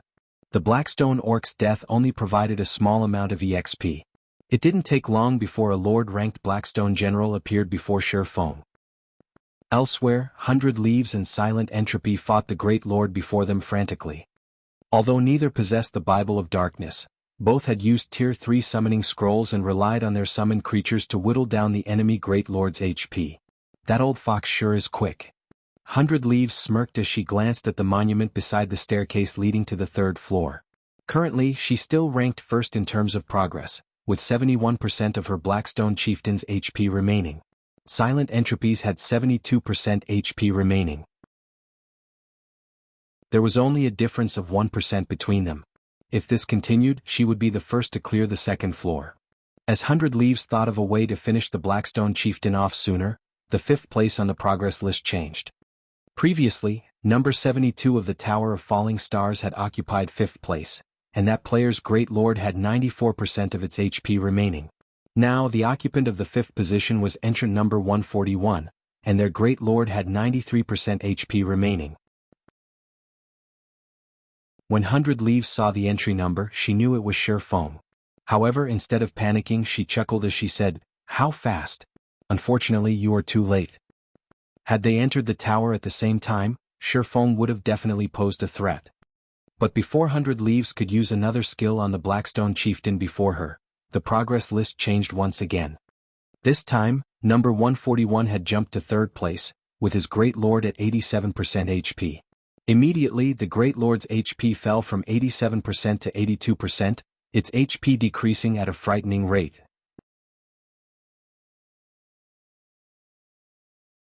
Chapter 1235, Is he hacking? Hellscythe_Fluffy Goblin. Chapter 1235, Is he hacking? What's going on? 100 Leaves couldn't believe her eyes as she looked at the progress list on the stone monument. A Great Lord was the equivalent of a Team Dungeon's final boss. Not only did they possess very high defense, but they also possessed potent skills. Take the Blackstone Chieftain for example. 100 Leaves had already seen it use 3 skills. The first was a passive skill called Stone Skin. The lower the Blackstone Chieftain's HP fell, the higher its defense and magic resistance would rise. The second was an attack skill called Flame Charge. When activated, the boss would randomly attack one target on the battlefield. During this skill's duration, the boss's movement speed would increase. If not dealt with properly, it could easily kill players instantly. As for the third, it was an AoE skill called Stone Shower. When this skill was activated, players had to deal with falling stones from above. If struck, players would lose at least 10,000 HP. When alone, without the support of a healer, players would have an extremely difficult time fighting the Blackstone Chieftain. Due to these 3 skills, staying alive was a challenge. It was even more difficult to deplete the boss's HP quickly. As such thoughts ran through 100 Leaves' mind, another change occurred to the progress list. This time, number 141's Great Lord dropped from 82% to 78% of its HP. Shattering had nearly caught up to Silent Entropy, whose Great Lord was at 72% HP. Seeing the boss's HP fall so rapidly, he should have used a powerful magic scroll. Silent Entropy had also noticed the change on the progress list. However, he wasn't particularly worried. On the contrary, he smiled and said, "How unfortunate. Young people really are quite brash. The Blackstone Chieftain isn't an easy boss. Wasting your trump card so early in the fight will only make things difficult for you later." He had his own methods of dealing explosive amounts of damage as well. The same could be said for 100 Leaves. Only neither of them had chosen to use those methods yet. The proper way of dealing with a boss like the Blackstone Chieftain, which became harder to deal with as its HP dropped, was to wear it down slowly before finishing it off with a bang. The less time they had to spend fighting the boss in its final phases, the easier clearing the second floor trial would be. However, to quickly catch up to them, Shattering had used plenty of precious tools. On the surface, it might seem as if he had made up for the lost time, but in reality he was doing more harm than good, so much so that he might even fail to kill the boss in the end. After all, practically every boss entered a berserk state when its HP fell to a certain point. If one couldn't cope with the boss, then they would be annihilated. Seconds then minutes flew by. Although Shattering devoured the Blackstone Chieftain's HP at a staggering rate, the longer the battle continued, the less HP the boss lost. From the initial 4% to 5% decreases, it gradually slowed to 2% decreases before falling to 1% decreases. By the time the boss had 42% HP remaining, its HP no longer fell at a visible rate. Your drive to win has doomed you. 100 Leaves smiled as she glanced at the progress list. Although she was somewhat annoyed that Shattering had overtaken her progress, pushing her to second place, when she saw Shifeng's progress bar grow stagnant, she felt a little gleeful. According to her plan, she would only go all out when the boss's HP fell to 20%. The level 44 Blackstone Chieftain had 36 million HP. After taking into account its later defense and magic resistance, it wasn't time to make her move just yet. Moreover, this was only the second floor. The legacy was on the third floor. She needed to save enough trump cards. This way she could secure the second floor's reward and the third floor's legacy. As expected of a guardian boss, its HP has fallen to 40%, yet its defense has increased by 50% and magic resistance by 70%. Shifeng analyzed the Blackstone Chieftain's defense and magic resistance growth while controlling the battle demon. It's time to make my move. To catch up with Silent Entropy and 100 Leaves, he had used all of the Tier 2 and Tier 3 attack-type magic scrolls he had brought with him.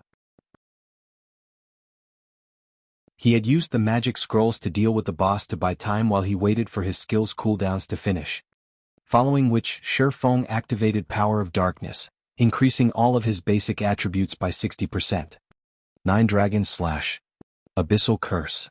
The level 50 Blackstone Chieftain had a total of 44 million HP. It was far more powerful than the Blackstone Chieftain's Silent Entropy and 100 Leaves faced.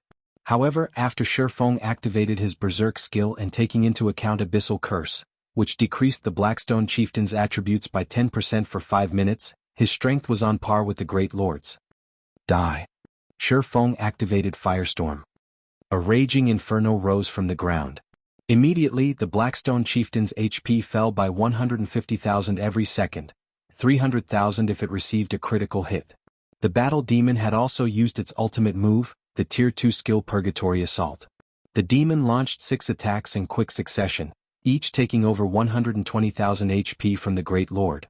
At the same time, Shifeng controlled the 12 Abyssal Blade Phantoms to attack the Blackstone Chieftain, each dealing over -5,000 damage.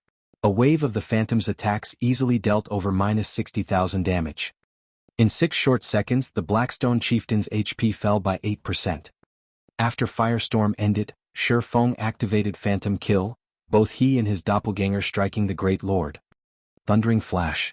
Thunder Flame Explosion. With the battle demon as a shield, Shifeng rapidly chipped away at the Blackstone Chieftain's HP. Although his current damage output couldn't compare to the magic scrolls, the Great Lord's HP still fell rapidly. After a short moment, the Blackstone Chieftain's HP dropped below 30%. On the other hand, 100 Leaves, who was in second place, had just managed to reduce her boss's HP to 56%. How is he still so fast? 100 Leaves could not help her shock when she saw Shifeng's progress bar. Does he plan to give up the third floor? This little lunatic. Silent Entropy's anxiety grew when he saw Shifeng's progress bar. He had to admit that Shifeng had interrupted his plans. As the legacy's location in the Sea Dragon's secret land, the second floor reward should be considerably valuable. If Shifeng was truly going all out on the second floor, he might really obtain the floor's reward. After all, there was a huge gap between them right now. If this gap continued to grow, Silent Entropy would lose the second floor reward. Silent Entropy hesitated on whether or not he should try to compete with Shifeng. Damn it! To think you would dare to spoil my plans. Since joining God's domain, this was the first time Silent Entropy had lost control of a situation. His expression turning frosty, he declared, "You're 10 years too early if you think you can compete with me." Saying so, Silent Entropy took out 2 Tier 3 magic scrolls. One was his prized domain-type magic scroll, while the other was a Tier 3 summoning scroll. With 2 Tier 3 summon creatures and a Tier 3 domain attacking the Blackstone Chieftain simultaneously, the boss's HP began to plummet. Shortly, Silent Entropy overtook 100 Leaves and dominated second place. This old bastard must have lost his mind. Since you want to fight, let's see who has a sturdier foundation. 100 Leaves gnashed her teeth. She then retrieved an orange crystal ball and multiple magic scrolls. As 100 Leaves began to chant an incantation, the crystal ball shattered and disappeared. A magic array then formed around the Blackstone Chieftain, rapidly decreasing its attributes. Very quickly, its attributes fell to 70% of their original values. Moreover, its defense and magic resistance had weakened significantly.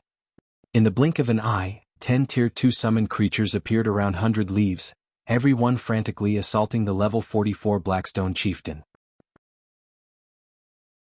Now that neither Silent Entropy nor 100 Leaves were holding back, their progress bars swiftly increased. When Shifeng's boss had 15% HP remaining, 100 Leaves and Silent Entropy's bosses had 25% and 26% HP remaining respectively. How fast? Shifeng smiled at the two's progress bars. He then took several basic mana pulse bombs from his bag and tossed them at the Blackstone chieftain. Every bomb contained the might of a Tier 3 large-scale destruction spell. The bombs could even injure a mythic monster. Against a great lord, one was enough to inflict heavy injuries. Shifeng threw 6 basic mana pulse bombs in a row. Before the Blackstone chieftain had the opportunity to use its ultimate move, its HP fell to 1%. Shifeng then used silent steps to appear behind the boss, both swords radiating a scorching heat. Flame burst. Of the 15 consecutive strikes, every strike devoured at least 60,000 HP from the Blackstone chieftain.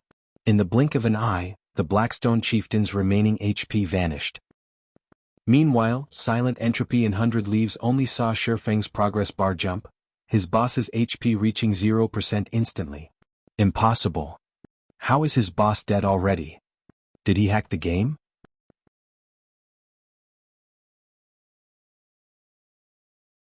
Chapter 1236, Dragon Knight.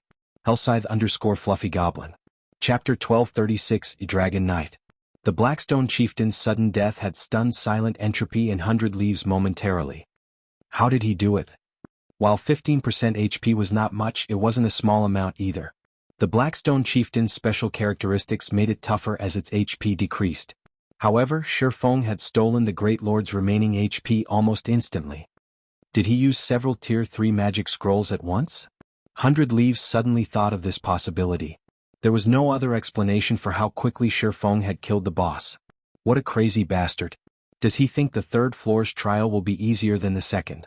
Or does he know that he can't get the legacy on the third floor, so he decided to use all of his cards on the second floor? 100 Leaves had only guesses at this point. After all, it was extravagant to use various tools to defeat a great lord of the same level.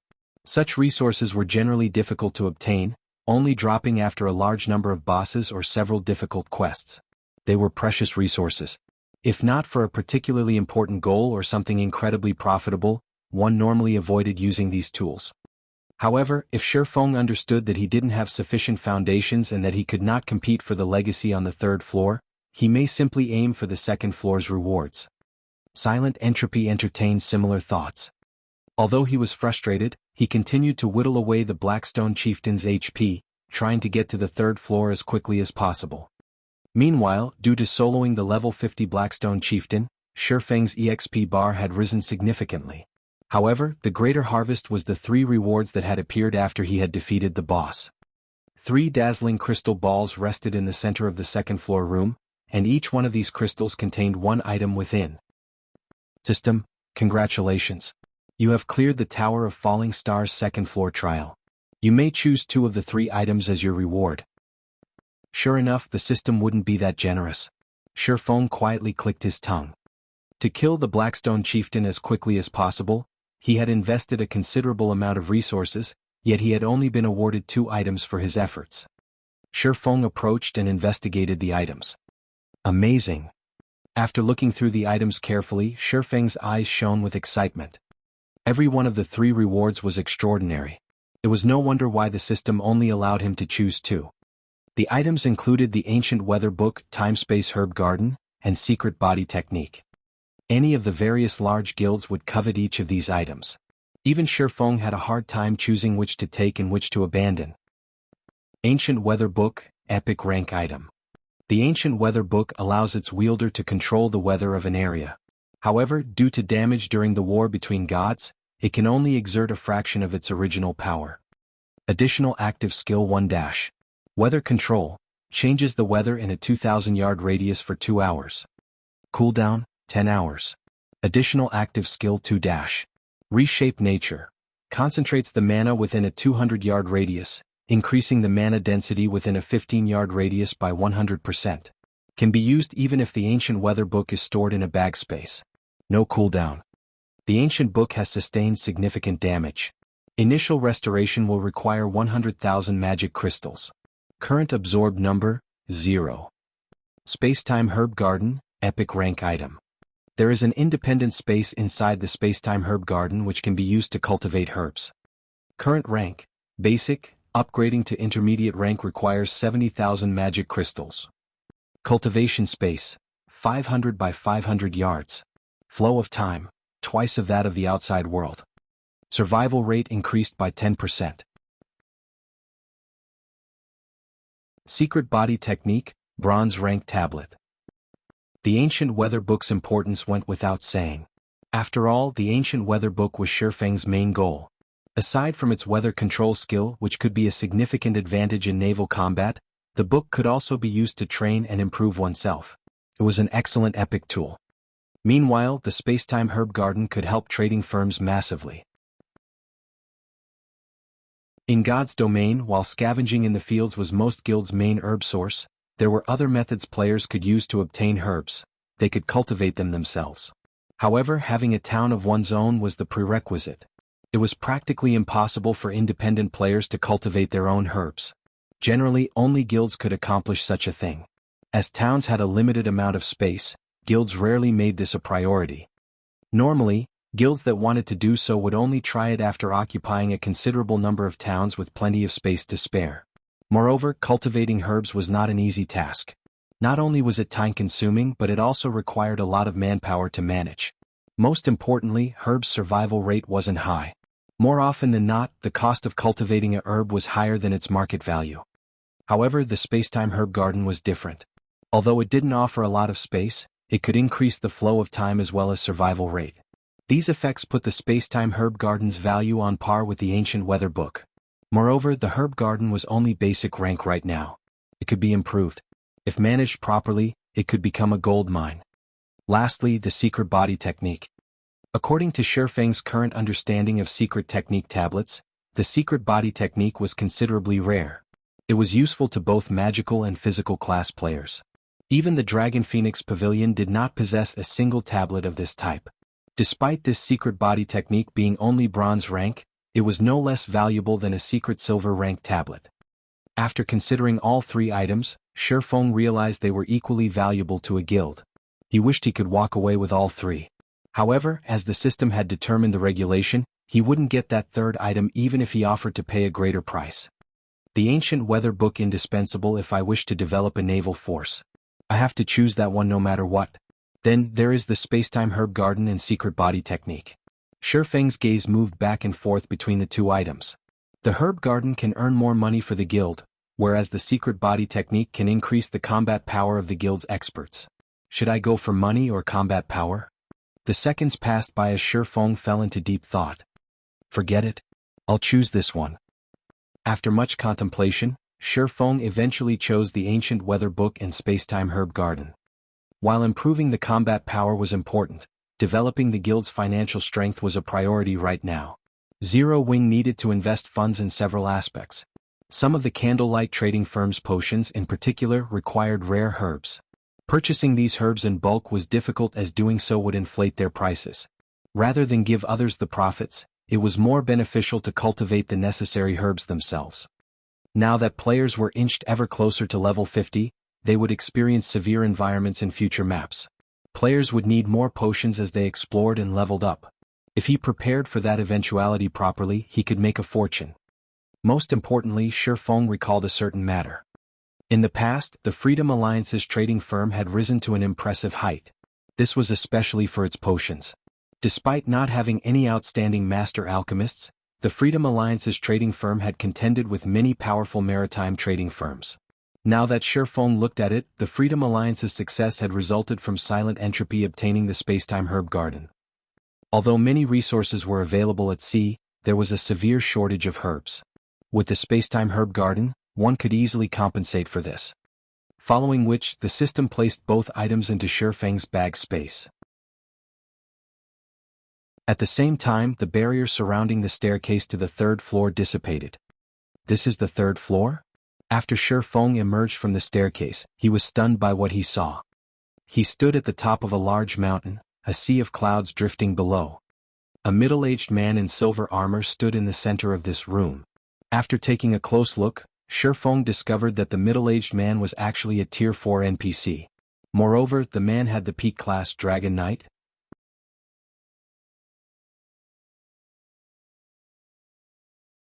Chapter 1237, Challenging a Tier 4 NPC. Hellscythe_Fluffy Goblin. Chapter 1237, Challenging a Tier 4 NPC. The trial can't be a duel against this NPC, right? Shifeng was at a loss for words as he looked at the silver-armored Dragon Knight. As a peak class, the Dragon Knight's defense and strength were superior to both the Guardian Knight and Berserker classes. Furthermore, the NPC before him was a Tier 4 class, on par with a mythic monster. Even if he had a bag full of powerful tools, he was no match for the NPC in a one-on-one fight. Unlike monsters, NPCs possessed very high intellect. Their ability to deal with tools was beyond any monster. A group of ordinary players using special tools might be able to challenge and even defeat a mythic monster. If these players' opponent were a Tier 4 NPC, however, they wouldn't even have a shred of hope. This was also why some players might be capable of defeating mythic monsters in dungeons, but were helpless if a Tier 4 NPC decided to rob them in broad daylight. The Dragon Knight class was no ordinary class either. Rhinebeck, Vice Knight Commander of the Sea God's Temple. Human, Tier 4 Dragon Knight. Level 50. HP 19, 000/19, 000. In God's domain, divine temples such as the War God's Temple and Sea God's Temple normally had their own knight divisions. Even these divisions' normal members would be highly influential people in a kingdom, not to mention a vice commander. Even the king had to show respect to these individuals. Following which, Shifeng began to search for clues relating to the third floor's trial. Yet, even after examining the room for a long time, he couldn't find an introductory monument like the one on the second floor. There was no progress bar either. There was only a massive magic array carved into the ground and Rhinebeck standing in the middle of it. It seems that I'll have to take this one step at a time. Failing to find any hints, Shifeng decided to face off against Rhinebeck. The instant Shifeng stepped into the magic array, a powerful aura washed over him, making it difficult to take another step forward. He felt as if he had stepped into a muddy swamp, his advance slowing to a crawl. When Shifeng was within 20 yards of Rhinebeck, the NPC finally turned his gaze toward Shifeng, a faint killing intent flashing in the man's eyes. Suddenly, Shifeng found it even more difficult to move. "Adventurer, you should not have come to this place. If you do not wish to die, turn back," Rhinebeck said sternly. "Not just anyone can obtain the Sea God's legacy." "Lord Dragon Knight, I wish to take the challenge even if I cannot succeed," Shifeng replied earnestly. He had come so far. How could he leave after just a few words? "Are you sure you wish to take the challenge?" Rhinebeck said, a hint of mockery in his tone. "Even if you are a heaven-blessed individual, you will have to pay the price in blood for failure. You won't get away with a single death. Think this through carefully. This legacy is extraordinary. Luck will not help you obtain it. You are not permitted to use any external factors to assist you either. You must rely on your own strength. Are you sure you wish to take the challenge? There's another price to pay for failure?" Shifeng was slightly surprised.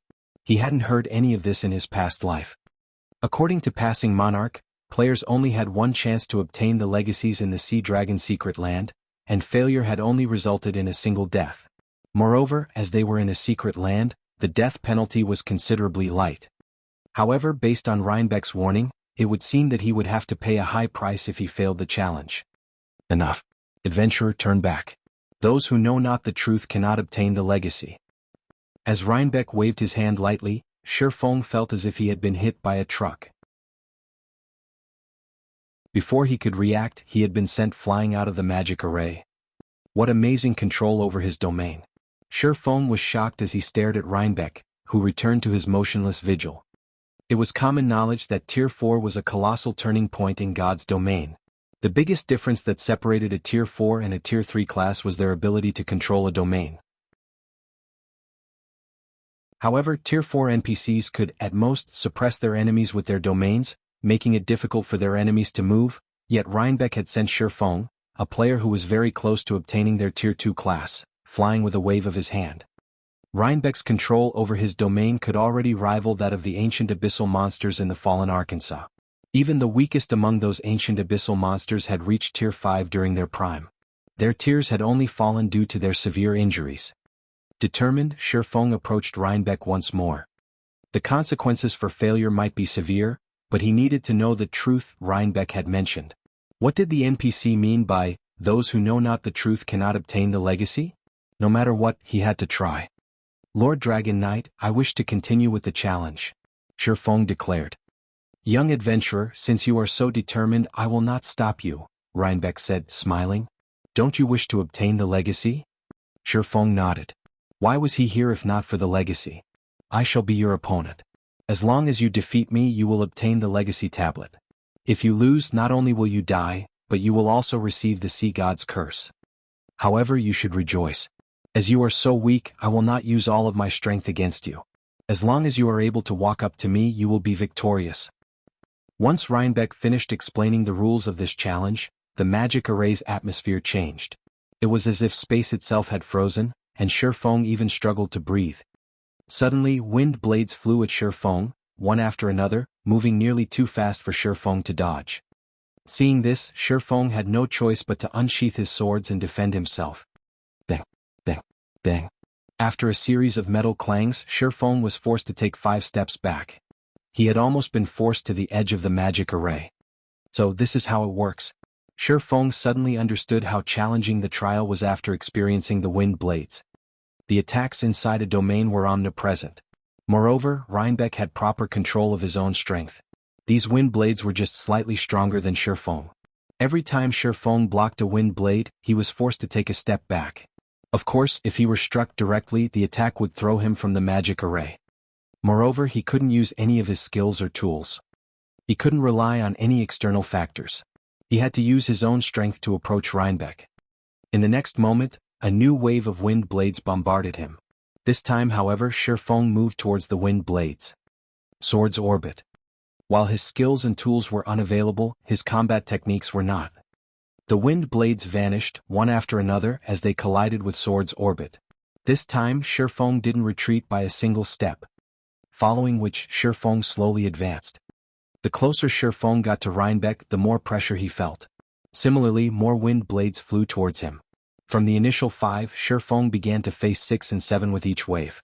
By the time Shifeng was halfway there, he had to protect himself from 10 wind blades at once. However, this still wasn't anything he couldn't handle. "Ichim, not bad. Unfortunately, your movements are too rigid and mechanical. You are still far from comprehending the truth. You should return and train more." Rhinebeck chuckled. With a light wave of his hand, the attacking wind blades increased from 10 to 15. Moreover, these wind blades were much faster and more powerful than before. The instant a wind blade encountered Swords orbit, Shifeng felt as if his hands had been struck by a steel hammer, the vibrations aching to the bone. With each wind blade Shifeng deflected, he moved ever closer to the edge of the magic array.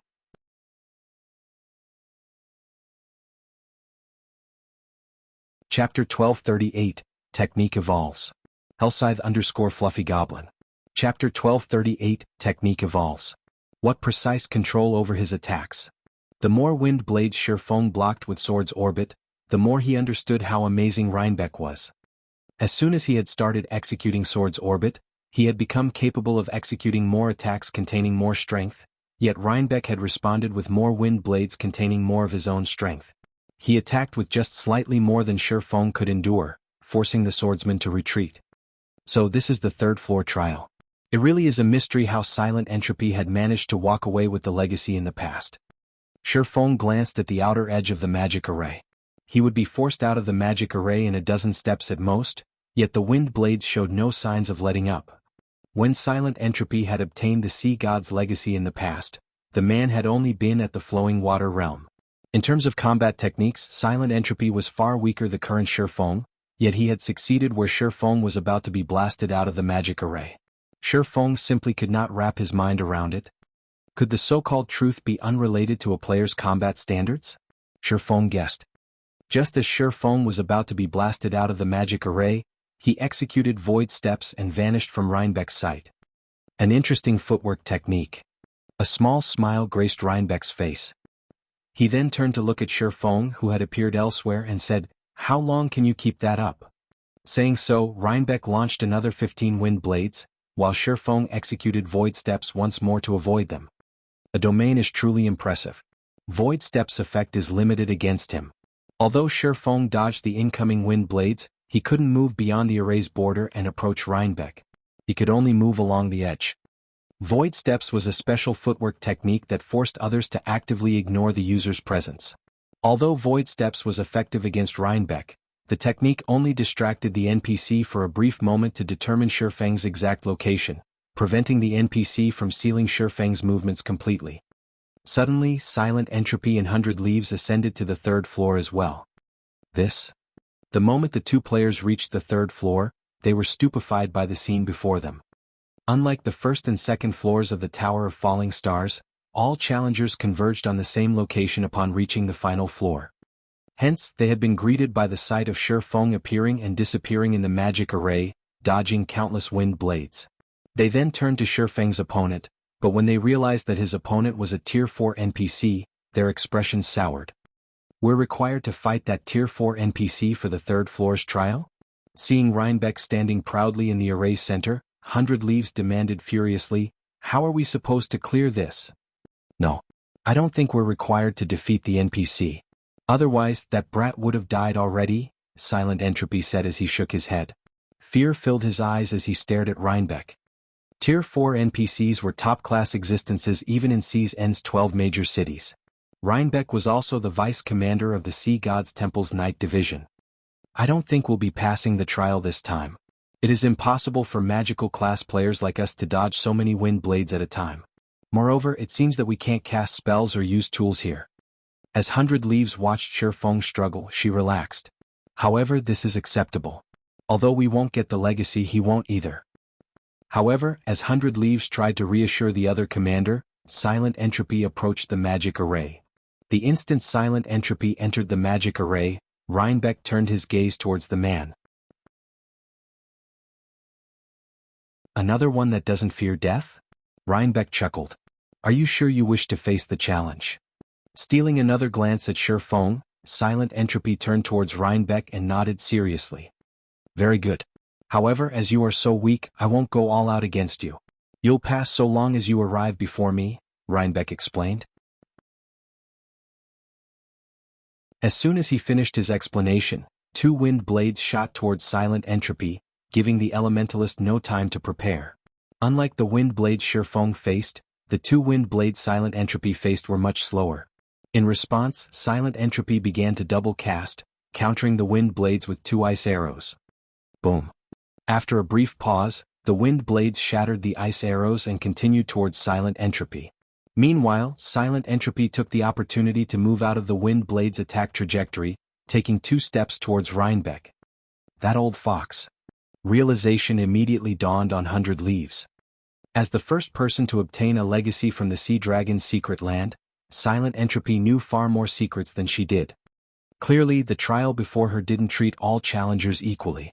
Rather, it varied depending on the player's strength. Magical classes had an advantage in this trial. After all, a physical class like Shifeng had to counter 15 powerful wind blades at once, whereas magical classes only had to face 2. Moreover, after Silent Entropy entered the magic array, he could still use spells. If that were the case, blocking 2 wind blades would be a piece of cake. Sure enough, Silent Entropy approached Rhinebeck, step by blocking the wind blades with his spells. After realizing the nature of the trial, 100 Leaves dashed into the magic array to challenge the trial. However, despite 100 Leaves also defending herself with spells, she couldn't proceed. She could only move left or right to dodge the incoming wind blades. What's going on? 100 Leaves was confused as she glanced at Silent Entropy, who had already taken over a dozen steps forward. Are my wind blades stronger? She had similarly grasped double casting and assaulted the wind blades with her spells, yet she was forced to dodge left and right, not forward. If she advanced recklessly, both wind blades would strike her. Seeing Shifeng and 100 Leaves, Silent Entropy smiled as he said, "You youngsters are impressive. It's a pity that you've experienced too few hardships. I'll accept the legacy on your behalves." Silent Entropy took another step forward and finally reached the halfway point. "Not bad. It seems you have an initial understanding of the truth, adventurer. What shall you do with this, then?" Saying so, Rhinebeck smiled and waved his hand lightly.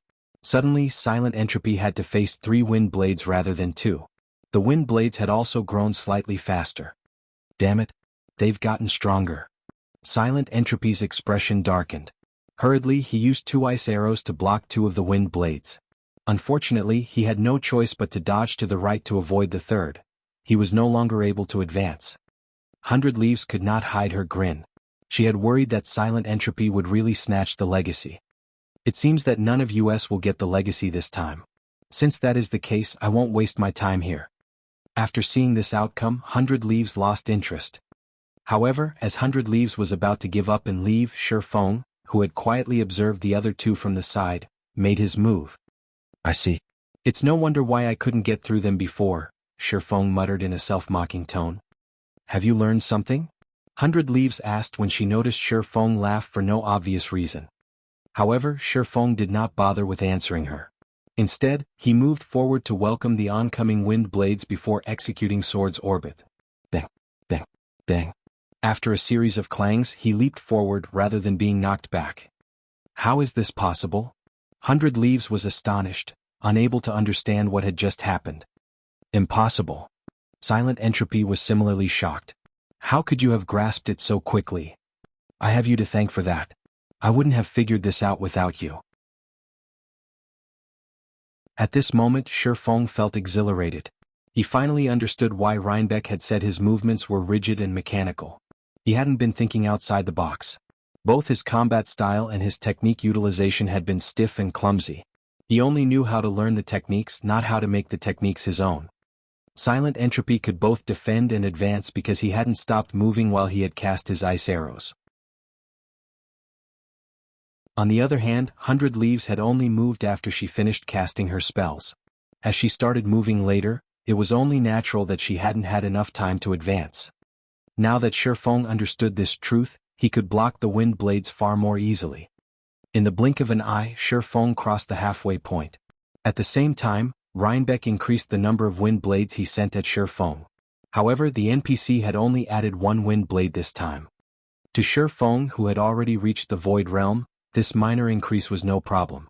By deflecting the attacks while moving, he had broken through the wind blade's blockade.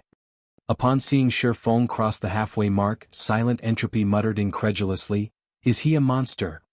After a short moment, Shifeng stood before Rhinebeck.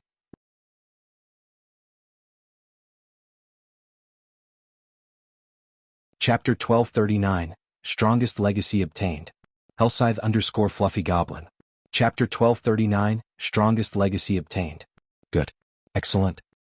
A hint of praise flashed in Rhinebeck's eyes as he looked at Shifeng, unlike the previous indifference. He looked down at Shifeng as if he were an excellent junior. Who is he? Silent Entropy wore an incredulous expression as he watched Shifeng, unable to calm his pounding heart. He had learned to make a combat technique his own after clearing a legacy trial the last time. However, achieving that was easier said than done. Many of the techniques in God's domain were extreme and contrary to humans' natural movements. The brain programs fixed signals to manipulate the body's muscles based on a person's habits, which allows them to perform actions faster and more efficiently. If one wished to execute God's domain's extreme combat techniques swiftly, they needed to alter their brain signals. Silent Entropy had spent an entire month reshaping his habits to get to where he was now. Yet, after watching his performance for a few moments, Shifeng had executed the same to a skillful degree. Since someone has passed the trial, the rest can leave, Rhinebeck announced, waving his hand once more. Suddenly, both Silent Entropy and 100 Leaves were teleported out of the Tower of Falling Stars. In the blink of an eye, both players appeared in the rest area. "Commander, why are you out so earlier?" Scorpion, who had stood guard by the Resurrection Temple, asked in surprise when 100 Leaves appeared. 100 Leaves had just completed the second-floor trial. With the third-floor trial's difficulty, logically, it should take her even longer to clear, yet she had only reached the third floor a few minutes ago and was out already. "That person has already obtained the legacy," 100 Leaves said, frowning. When she thought about Shifeng's performance in the magic array, she warned her subordinate, "It won't be long before he comes out. Keep a close eye on him once he does. He isn't an ordinary player." "Commander, rest assured, I'll use the Soul Lock scroll on him the moment he appears." Even if he is more powerful, he won't escape my tracking for 5 hours, Scorpion said, laughing. In God's domain there were many methods of tracking a player. However, there were only a handful of expert trackers like himself. Not only was his tracker subclass at master rank, but he had also obtained the design to produce the Soul Lock Scroll in an ancient ruin. The Soul Lock Scroll allowed the user to keep a lock on a player's soul. No matter where the targeted player went, he could find them on the system map. Its only flaw was its low accuracy. The map would only tell him the target's general location. However, he could easily deal with this flaw with his Master Tracker subclass. I'll leave this to you. I have to head to the other locations and obtain the legacies there as quickly as possible. 100 Leaves nodded, considering that she worried a little too much. No matter what was said or done, Scorpion was one of the Sacred Temple's peak assassins. With his skills and the various tools, it was impossible for anyone to escape his pursuit. When Uncle Lee and the others eventually arrived, it would be very difficult for Shifeng to get away, even if he could grow wings and fly. Following which, 100 Leaves led her subordinates to another cavern. Silent Entropy's fleet did the same. After all, the Sea Dragon's secret land had more than one legacy. As long as they still had time, they could obtain as many legacies as they wanted. Back on the Tower of Falling Stars' 3rd floor, after Silent Entropy and 100 Leaves teleported out of the tower, Rhinebeck led Shifeng through the magic array to a dazzling, golden temple. Numerous crystal pillars had been situated around the temple, and every pillar had an item on top of it. Every item, whether they be tools, weapons, or equipment, was top tier in the current god's domain. Shifeng even saw the secret body technique which he had not taken from the 2nd floor. As expected of the Freedom Alliance's lifeline, the Sea Dragon's secret land is really extraordinary. Shifeng's eyes shone as he looked at the various items before him. If he could take everything here with him, Zero-Wing strength would skyrocket. Rhinebeck led Shifeng to a stone monument inside the temple. All sorts of divine runes and images had been carved into the stone, depicting ancient history. The entire monument radiated divine might, so Shifeng knew it was extraordinary with a single glance. You have passed the legacy trial, so you can now obtain the Sea God's legacy. However, whether or not you inherit the legacy will depend on your own abilities, Rhinebeck said. He then began to chant an incantation, which caused the massive stone monument to shrink. Eventually, it became a tablet that was only the size of a palm. This is the Sea God's legacy item. How you use it depends on you. Aside from this legacy tablet, you will be awarded 10,000 Sea God's Temple points. You may use these points to trade for items in any Sea God's Temple. Likewise, you can trade for items here. However, once you leave this temple, you will not have access to these items in the future. You can only use your points in the Sea God's temples elsewhere. You may now choose. If you wish to leave this place, step into the magic array. After saying so, Rhinebeck transformed into a streak of light and disappeared. What a pity. If I knew something like this would happen, I would have earned some Sea God's Temple points before coming. Like the War God's Temple, the Sea God's Temple had a point system that allowed players to earn points. Take the runic crystal for example. Each crystal could be traded for 10 points. It was one of the fastest means of earning Sea God's Temple points. The only other method of earning points was to complete special quests from the Sea God's Temple. The reward of 10,000 points was a huge windfall. He would have to spend 1,000 runic crystals to obtain so many. Forget it. Let's see what items are available first. Shifeng walked up to each of the crystal pillars, one after another, investigating the items. There were 88 crystal pillars in the temple. Unfortunately, some were empty. Currently, there were only 82 items available for trade. The cheapest item among them cost 5,000 points, a mysterious iron pick that would make it easier to mine ores. The pick also increased the chances of obtaining high-ranking ores. If auctioned off, it could easily fetch over 100 gold. The most expensive item cost 111,000 points. Naturally, Shifeng wanted this item more than any of the others as it was a fragmented legendary item. It was the sole fragmented legendary item in the temple. The item was called the Sea God's Shield. It could also be restored to legendary rank. An excellent shield's value to a team went without saying. Without a powerful MT, defeating a powerful boss would be very challenging. If an MT used a fragmented legendary shield, killing powerful bosses would become a lot easier. However, Shifeng could only drool over the shield. He didn't have nearly enough points to obtain it. Let's go with the secret body technique first. Shi Feng immediately retrieved the secret body technique, which he had failed to obtain before, from its pillar. The secret body technique cost 3,600 points. With how valuable the technique was, it was definitely worth the price. The secret spellcasting technique had sold for several 100,000 magic crystals, yet this technique, which was more valuable, only cost 360 runic crystals. What should I pick with my remaining points? After obtaining the secret body technique, Shi Feng considered his options. Every item here was powerful. There was no lack of epic weapons or equipment. He could even trade for rare intermediate magic array designs. Unfortunately, with his remaining points, he could only choose 3 more items.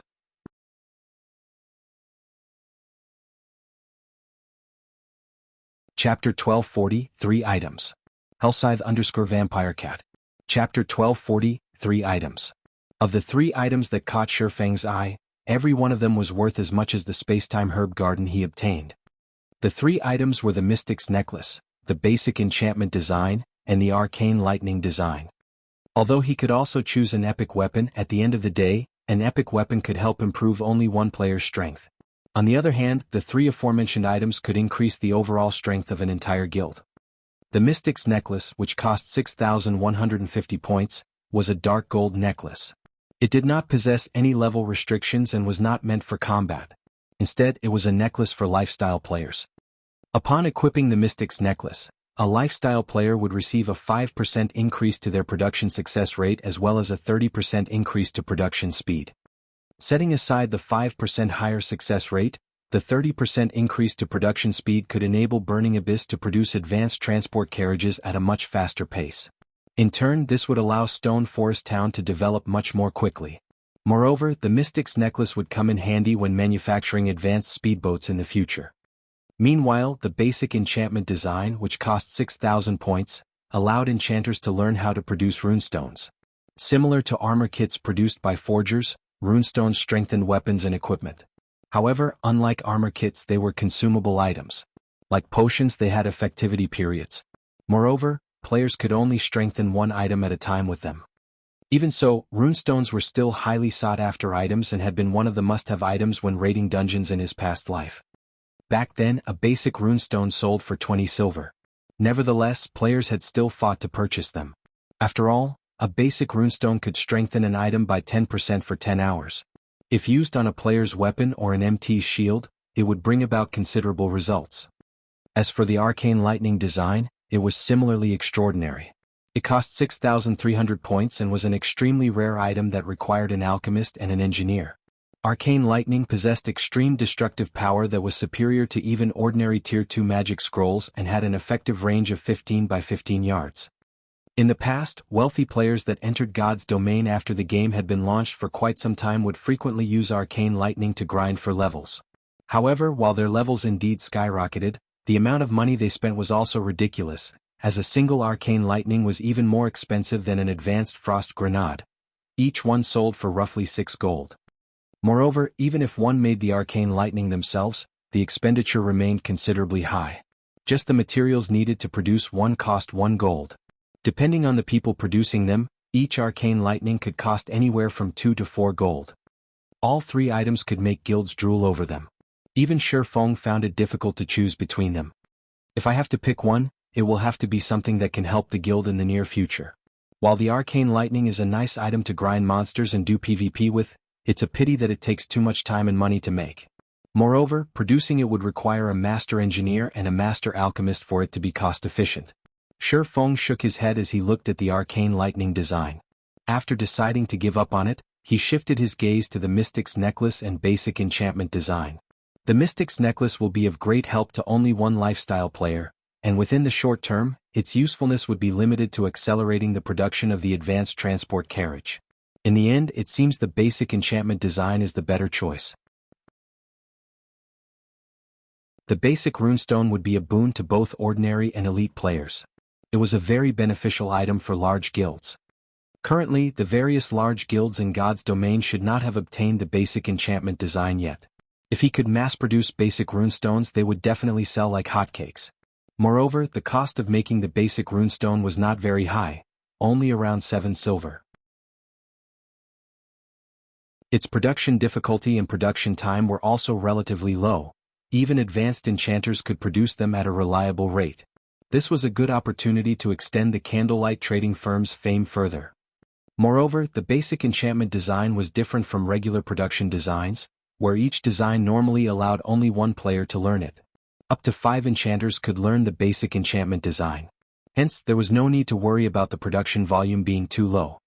Following which, Shifeng chose to exchange for the basic enchantment design. His remaining points immediately fell to just 400. Now that I've already obtained everything that I should get, it's about time I leave this place. Shifeng stored the basic enchantment design with satisfaction before turning around and walking to the teleportation magic array. At the rest area of the Sea God's Legacy, Passing Monarch and the other members of Third Fleet were currently lingering on the island. Although they had not cleared the second-floor trial of the Tower of Falling Stars, they had gained a considerable harvest from the secret footwork technique taught on the first floor. Even though they hadn't managed to master the footwork, they could still use it for reference. Unlike players on land, players at the sea's end focused mainly on naval battles. Players had never attempted to incorporate personal combat techniques into naval battles. However, after learning the secret footwork technique, they realized that such a thing was possible. Commander, look at Identical Summer's side. They don't seem to be showing signs of leaving at all. Do you think they're planning to steal the legacy? Blue Joy asked worriedly as she looked at Identical Summer's group, who were currently resting at a distance. In the previous naval battle, Identical Summer and Heavenly Spider had both suffered grievous losses. Particularly, Identical Summer had forfeited his small sailboat to Shifeng. Only a gullible fool would believe that he did not have any ulterior motives right now. Ignore him. If they couldn't take advantage of us before, it is even more impossible for them to do so now. Rather than camping here, it would be much better for them to simply search for legacies in the other caverns, Passing Monarch said, chuckling. He did not mind Identical Summer and Heavenly Spider's actions at all. Once Yifeng returns, we'll immediately head for another cavern. Previously, their battle against the magic whale had lost them over half their members. The survivors had also been in a battered state. Even then, they had still managed to win against Identical Summer's and Heavenly Spider's fleets. Now that everyone from Third Fleet had regrouped and recovered back to their peak state, with the inclusion of an expert like Shifeng, what could Identical Summer and the others possibly hope to achieve? On the other side, Identical Summer was currently glaring at Passing Monarch and his crew. Enjoy while you can.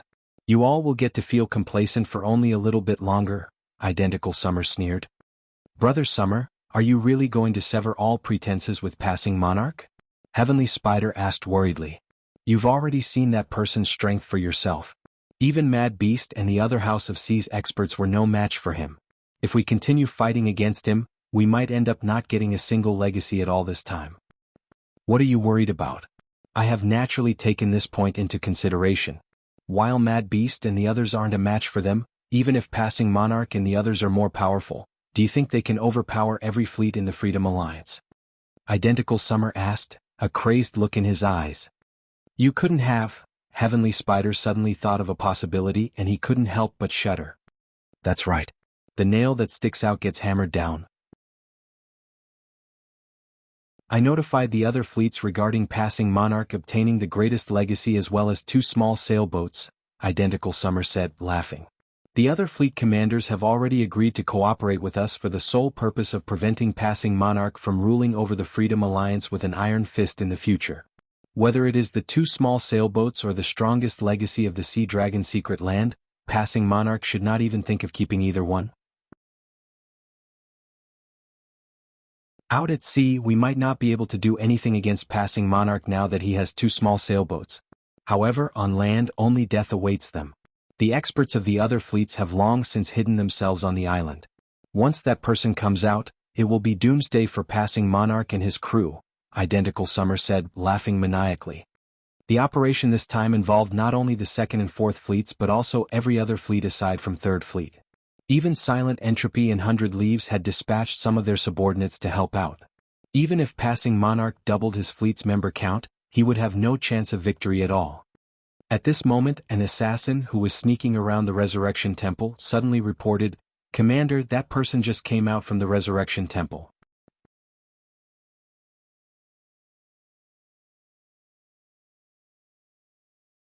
Chapter 1241, Taking Action Without Hesitation. Hellscythe_VampireCat. Chapter 1241, Taking Action Without Hesitation. News of Shifeng's exit from the Resurrection Temple spread like wildfire. Practically every fleet commander of the Freedom Alliance received the word at the same time. He's finally out? Silent Entropy smiled as he read the message his subordinate had just sent him. Although you've managed to obtain the legacy, it won't be that easy for you to take it away. Compared to the other fleets, he had a much greater understanding of the Sea Dragon's secret land. After all, he had been the one to discover the secret land in the first place. How could he possibly let someone else obtain the Sea God's legacy so easily? Leaves, are you really going to cooperate with them? The cloaked woman asked as she looked at 100 Leaves, who was currently commanding a battle. The secret temple had long since made arrangements for such situations. They didn't need to cooperate with the other fleets to deal with Shifeng. As long as Shifeng exited the secret land, whether it was obtaining the Sea God's legacy or completing the Demon God's quest, they could easily achieve both by themselves. Cooperate. 100 Leaves could not help but giggle. How could I possibly cooperate with them? I simply wish to see what kind of trump cards that person still has. Previously, whether it was his fight against Identical Summer or his performance inside the Legacy Land, I kept feeling that he was still holding back a lot of his strength. Now that Identical Summer has banded together with the experts of the other fleets, I believe that even that man won't be able to continue holding back. If Identical Summer and the others do have some way to kill that man, I'll have Scorpion hinder them when the time comes. After all, that is the Sea God's legacy we're talking about. We absolutely cannot afford to let the other fleets have it. When the cloaked woman heard this, she immediately came to a realization. She had never thought that 100 Leaves had actually taken such factors into consideration. This way Shifeng really was doomed. As long as he left the secret land, there would be no escape for him. Outside the Resurrection Temple, as soon as Shifeng came out, Passing Monarch walked up to him excitedly. Brother Yifeng, you truly are amazing. Despite all the efforts Silent Entropy and 100 Leaves have put in, you still managed to snatch the legacy from them. I'm guessing that they're bursting with rage right about now, Passing Monarch said, his gaze filled with admiration as he looked at the swordsman. After all was said and done, the Freedom Alliance was an overlord at the sea's end. Meanwhile, the foundations of both Silent Entropy and 100 Leaves were among the best in the Freedom Alliance. Nonetheless, Shifeng had actually managed to steal the legacy from those two by relying on his own strength. Sorry for the wait. Let's set out for the other caverns now. Shifeng simply smiled in response to Passing Monarch's words, not commenting on the legacy he obtained. He had already seen the Sea God's legacy for himself, and it was definitely one of the most incredible legacies he had seen. The reason for this was the legacy tablet allowing not only one player to obtain a legacy but 10. This was an incredible matter. After all, even obtaining one legacy in God's domain was already quite a challenge, not to mention 10 in one go. Meanwhile, among these 10 players, one could obtain the Sea God's legacy, while the remaining 9 could obtain the Sea God's Protector's legacy. Players who inherited these legacies would receive a portion of the Sea God's strength.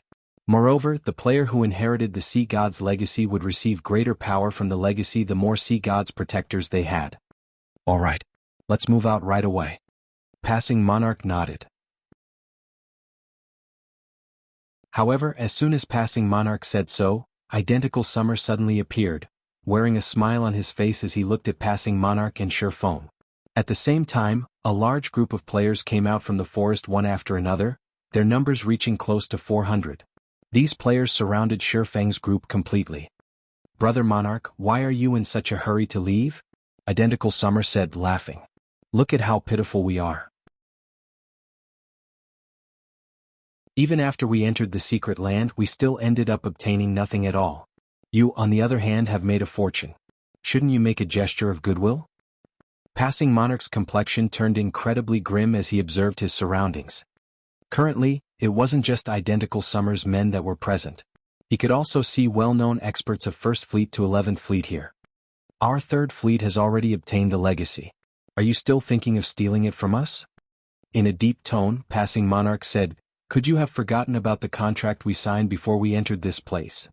What you say is indeed true.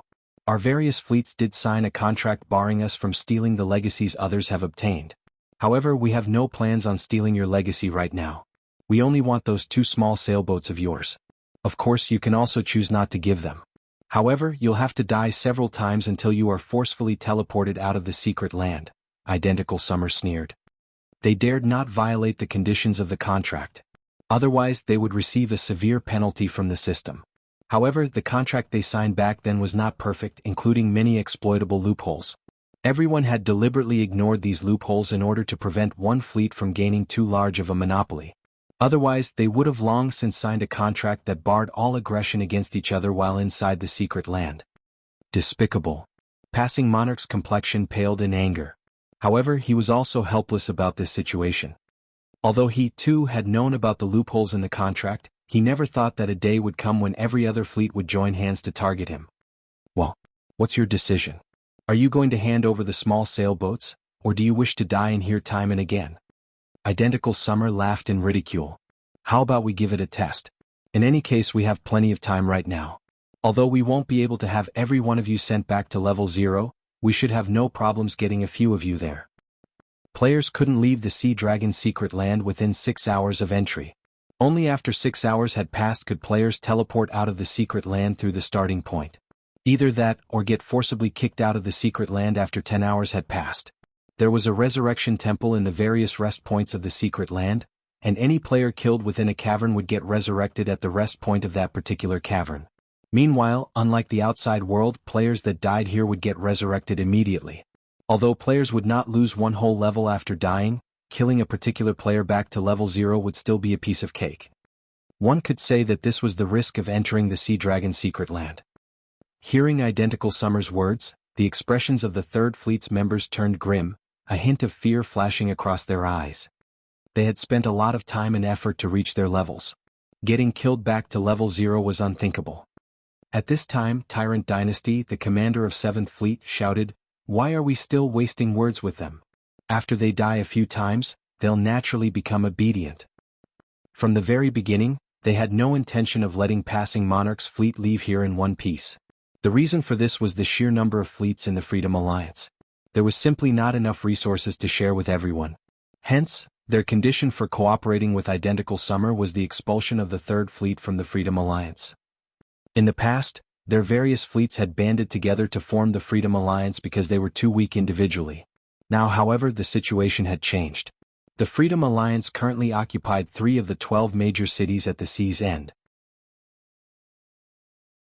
They had both wealth and manpower. If they kicked a fleet out of the Freedom Alliance, they would obtain much more resources for themselves. However, as soon as Tyrant Dynasty finished speaking, Shifeng suddenly appeared before him, the sacred sword lightly cutting across the 7th Fleet's commander. 2 blue flashes enveloped Tyrant Dynasty. Before anyone could react to what was going on, Tyrant Dynasty was already lying motionless on the ground. So fast. Passing Monarch had an incredulous look on his face as he looked at the corpse of the level 43 Berserker lying at Shifeng's feet. Compared to the attacks Shifeng had displayed in the previous battle, despite these 2 sword slashes being of equal speed, these attacks gave off an indescribably natural and sharp feeling. Everyone was also stunned by this situation. Shifeng had actually taken action without the slightest bit of hesitation. Glancing at the corpse at his feet, Shifeng smiled as he said, "I very much agree with your opinion. Once you all die a few times, you'll naturally learn to be obedient."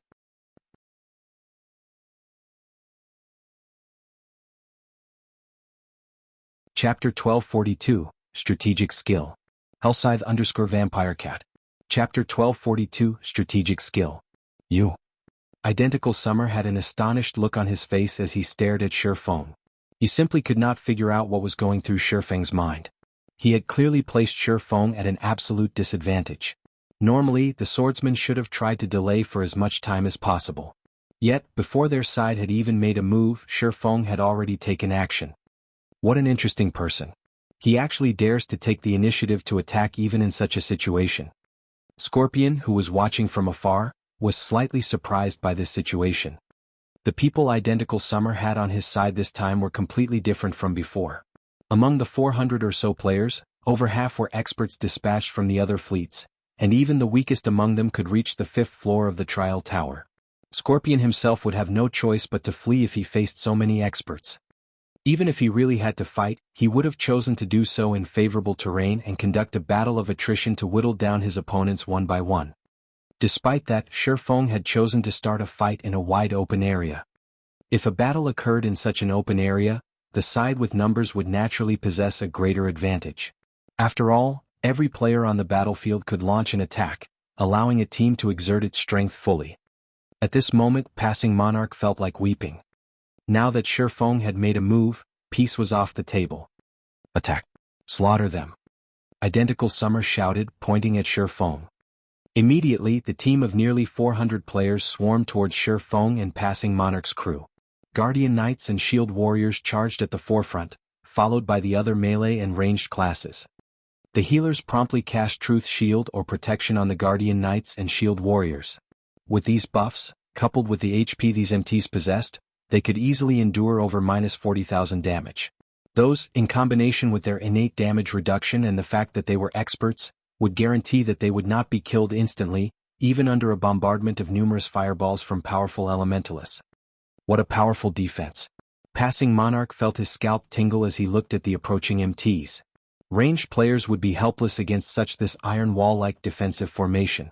Even when Blue Joy, one of the strongest ranged DPS in the 3rd Fleet, worked together with several other ranged players, she could not reduce the frontmost Guardian Knight's HP below 50% before said Guardian Knight got healed back to full HP. Right now they could not even escape to the distant forest. Just as Identical Summer's group moved increasingly closer and the enemy ranged players were about to enter attacking range, Passing Monarch took out a Tier 2 magic scroll and began chanting. Suddenly, golden spears shot at the enemy MTs. A useless struggle, Identical Summer ridiculed. The current battle was different from the one on his small sailboat. Every player here could fully exert their combat power instead of being hindered by a narrow battlefield. In the next moment, the various MTs all activated their life-saving skills one after another, having the damage they received. Even when struck by the golden spears, they only lost around 10,000 HP. Moreover, these MTs had also managed to dodge the majority of these spear attacks. Each one of them received only 2 or 3 spears at most. The 40 or so healers standing at the rear needed to cast only 1 or 2 heals to bring the MTs back to full HP. Passing Monarch's Tier 2 magic scroll posed no threat whatsoever. Following which, Identical Summer's group continued to close in on Passing Monarch's crew. Meanwhile, elsewhere on the battlefield, the 30-plus experts from the House of Seas had immediately surrounded Shifeng as soon as the fight began. "You are very strong. This time, however, we will no longer be careless," Mad Beast said, his gaze fixed on Shifeng. Previously, the House of Seas experts had fought Shifeng without knowing his true strength. They also had no clue regarding his skills. As a result, he caught them off guard and eventually annihilated them. This time, however, they had come fully prepared. In the next moment, 3 level 43 summoners each took out a Tier 2 summoning scroll and promptly activated the scrolls. Tier 2 summoned creatures were equivalent to Lord-ranked monsters. Whether it was in terms of speed or strength, these creatures were much stronger than the current Tier 1 assassins and berserkers. Moreover, the Tier 2 summoned creatures were all above level 50, which made their basic attributes far superior to those of current players. At the same time as the 3 summoners were activating their Tier 2 summoning scrolls, 5 elementalists standing at a distance each took out a Tier 2 magic scroll and activated an AoE attack spell that cast anywhere from 1 to 2 dozen attacks. These elementalists then controlled the attacks to bombard Shifeng simultaneously. They acknowledged that they were no match against Shifeng in a one-on-one fight. However, even if Shifeng was more powerful, faced with numerous attacks coming from all sides, how many could he possibly dodge? Even if the swordsman were struck only once or twice in each attack wave, without the support of a healer, he would eventually succumb to death. Meanwhile, Mad Beast and the other assassin experts also entered stealth and approached Shifeng. "Leaves, that person is dead for sure this time," the cloaked woman said as she watched the live stream from Scorpion. "Even Scorpion and the others won't be able to save him in time." Against Tier 2 spells coming from all directions and 3 Lord-ranked monsters, current players simply had no way to survive, unless they possessed invulnerability. Identical Summer really is ruthless. 100 Leaves also frowned at this situation. She never thought that Identical Summer and the others would be willing to waste so many magic scrolls to kill Shifeng. "It seems we have no choice but to have Scorpion use a Tier 2 defensive magic scroll." Just as Scorpion had received his orders and was about to take out a Tier 2 defensive magic scroll from his bag, a silver magic array suddenly appeared in the sky, covering everyone present. The Tier 1 absolute time sure is scary. Its effective range has actually increased by so much. Shi Feng smiled as he looked at the silver magic array in the sky. This magic array was the result of Shi Feng activating the Tier 1 absolute time, which he had just sacrificed a ton of EXP to level up. Mad Beast and the others' performance had exceeded his expectations. In such a flat and open terrain, even he would not be able to handle the attacks of so many Tier 2 magic scrolls and expert players. Hence, he had no choice but to use his strategic skill, Absolute Time. Previously, at Tier 0 Level 7, Absolute Time could only prevent enemies from using any skills, spells and tools within an area of 100 by 100 yards for 24 seconds. After it reached Tier 1 Level 1, however, its effective area had expanded to 200 by 200 yards. Now, not only could the strategic skill cover the entire battlefield, but its duration had also increased to 30 seconds. The only downside of the skill's level up was that its cooldown had increased from 2 minutes, 30 seconds to 3 minutes. This situation had cost Shi Feng the EXP from killing the Blackstone Chieftain and completing the Legacy Trial. However, due to Absolute Time, the Tier 2 spells flying towards Shi Feng simultaneously vanished into nothingness. It was as if the spells had never been cast. The magic arrays maintaining the Tier 2 summoned creatures had also been abruptly shattered. Identical Summer and the others who were currently fighting Passing Monarch's crew a short distance away, found themselves unable to use any of their skills, spells and tools. Not good. This is an AoE silencing skill. Everyone quickly leave the spell's range. Mad Beast, who was forced out of his stealth state, shouted hurriedly. In God's domain, both ordinary players and expert players were heavily reliant on skills and spells in combat. Suddenly preventing them from using skills and spells was akin to robbing a tiger of its fangs and claws. Their combat power would fall by more than half. However, even as Mad Beast's words entered everyone's ears, Shi Feng activated Silent Steps and appeared behind Identical Summer, using Chop to kill the latter instantly. At the same time, Shi Feng also switched the Aura of Time to the Aura of Fire and promptly cast Firestorm over Mad Beast. Scorching flames rose from the ground, killing more than 30 experts on the spot. Only those with quick reactions had managed to avoid the raging inferno in time. Following which, Shi Feng turned around and used Lighting Edge on the players assaulting Passing Monarch's team. Unable to use any of their skills, the players targeting Passing Monarch and the others fell helplessly to the innumerable arcs of lightning. In the blink of an eye, over 100 players collapsed, weapons and equipment scattered around their bodies. Shi Feng turned the tables on Identical Summer's group in an instant. Faced against expert players barred from using their skills, Passing Monarch and the Third Fleet members possessed an overwhelming advantage.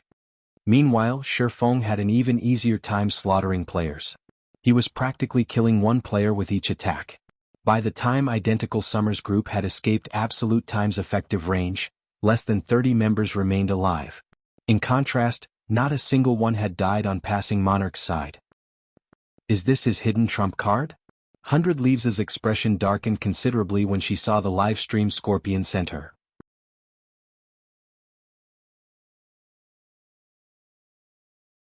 Chapter 1243, Harvesting Equipment. Hellscythe_Fluffy Goblin. Chapter 1243, Harvesting Equipment. After escaping Absolute Time's effective area, the other fleets had less than 30 members alive. If they continued fighting Passing Monarch's team of 90 players, there was no doubt that they would be annihilated. Right now their only option was to flee. However, for Shi Feng, who greatly surpassed them in basic attributes, hunting them down was a piece of cake.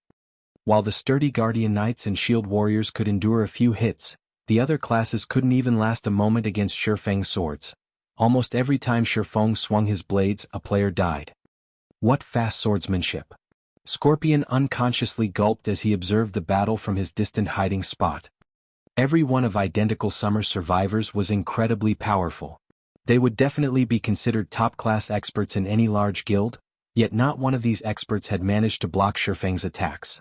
Watching from afar, it seemed as if these players' reactions were slightly delayed, only lifting their weapons to block after Shi Feng's swords had bit into them. As a peak assassin, Scorpion knew very well that this result wasn't due to these players being slow. Rather, Shifeng's attacks were simply too fast. However, the speed Shifeng displayed was different from his previous fight against Mad Beast on Identical Summer's small sailboat. Back then, Shifeng's speed had been the result of his high attack speed. His current speed, however, was due to his amazing reaction speed. It is fortunate that we didn't try to ambush him before. The consequences would have been unimaginable. Scorpion was relieved when he thought back to how his party had prepared to ambush Shifeng. Shifeng's extraordinary basic attributes made it impossible to fight him in a melee battle. One had to fight him from a distance. Mad Beast and the others' decision to use Tier 2 summoning scrolls and Tier 2 magic scrolls was wise. Unfortunately, nobody could have expected that Shifeng had saved an AoE silencing skill. This skill instantly increased the difficulty of killing the swordsman.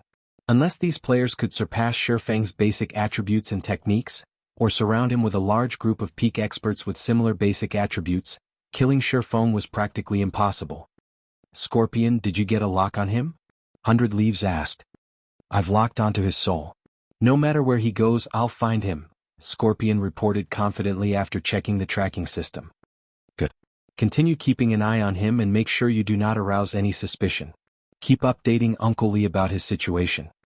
100 Leaves smiled in satisfaction. Thanks to Identical Summer and the other fleets working together to deal with Shifeng, Uncle Lee and his team had a greater chance of killing him. An AoE silence was indeed a troublesome skill.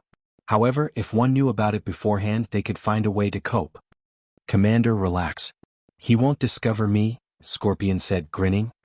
The Soul Lock scroll kept a record of the aura released by the target's soul, and it would not display any status effects on the targeted player.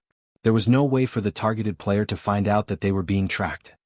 While Scorpion had given his report, Shifeng had finished with the reaming fleet experts. Corpses and items littered the sandy beach. Big Brother Yifeng, you are simply too amazing. Now that Identical Summer and the others have been annihilated, I want to see they try to stand in our way. Reverence lit Blue Joy's eyes as she looked at Shifeng. Whether it was the previous battle against Identical Summer's fleet on the water or the current battle against the combined expert team the fleets had formed, Shifeng had easily turned the tide of battle by himself. If this tale were retold, nobody would believe it. Shifeng was practically a living myth. Although Identical Summer and the others would not lose an entire level from 1 or 2 deaths, players killed inside the secret land would drop a weapon or piece of equipment. The items Identical Summer and the others had donned the best items they had before the fight.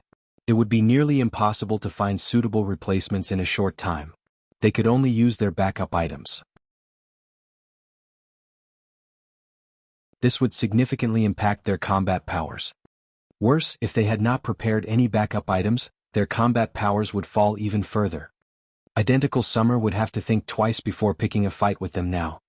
Brother Yifeng, before Identical Summer and the others hurry back, let's use this opportunity to get out of here, Passing Monarch suggested. Players that died inside the secret land would automatically resurrect in the nearest resurrection temple.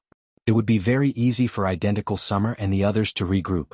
Meanwhile, Shifeng's AoE silencing skill was not without a cooldown. If Identical Summer and the others surrounded them once again, their chances of victory would drop. No. Let's ambush them at the Resurrection Temple, Shifeng said, shaking his head. If we leave for another cavern by the time we get out, they will be prepared to take us on again. We have to strike while the iron is hot. We'll ambush them before they can prepare. Once we cripple them, they'll be powerless against us even after we obtain other legacies. Although Passing Monarch had considered the same option, they had only defeated Identical Summer and the others so easily due to Shifeng's AoE silencing skill. Without it, what were they going to use to ambush Identical Summer? Relax. Take these. 1 for each person. When the time comes, throw them at my command. Shifeng understood Passing Monarch's concerns. Immediately, he retrieved the last 22 basic mana pulse bombs he had from his bag and handed them to Passing Monarch and his team. When Passing Monarch saw the basic mana pulse bomb, an excited expression appeared on his face. With so many of these bombs, they could even annihilate a 1,000-man team, much less Identical Summer and the others. Outside the Resurrection Temple, Identical Summer and the others have already begun to reorganize their team.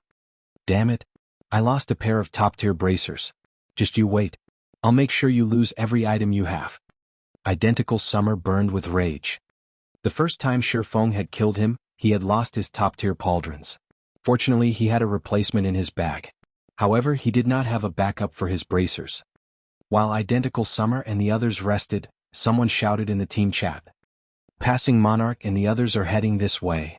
Everyone immediately searched their surroundings and quickly spotted Feng charging towards them with Passing Monarch's group.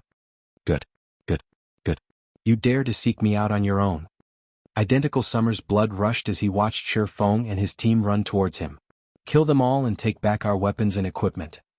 The other experts excitedly expressed their agreement. Compared to the previous battle, they had even more motivation to wipe out Feng and the others. Quickly, everyone took up their positions. The Guardian Knights and Shield Warriors moved forward, and the ranged players prepared for combat. As soon as Feng and the others were within range, the opposing experts bombarded them with attacks. Unsatisfied with the situation, Identical Summer even activated a Tier 2 large-scale destruction magic scroll. Boom. A series of explosions shook the grotto, throwing dirt and dust into the air. Identical Summer really is ruthless. He's even used a large-scale destruction magic scroll. That should have mostly wiped out Passing Monarch and his men. Scorpion, who observed the battle from a distance, muttered.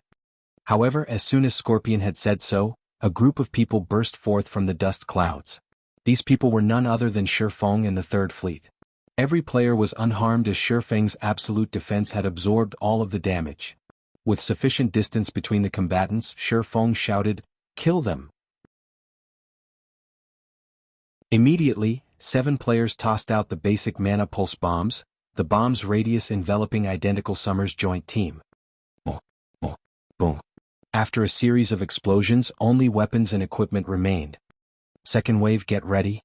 Everyone else, deal with the survivors. Make sure you collect all of the dropped weapons and equipment. Feng commanded when he saw a few dozen people still alive. With Feng's command, Passing Monarch's people set out to hunt down the survivors. For players carrying basic mana pulse bombs charged into the Resurrection Temple, executing another round against the recently resurrected.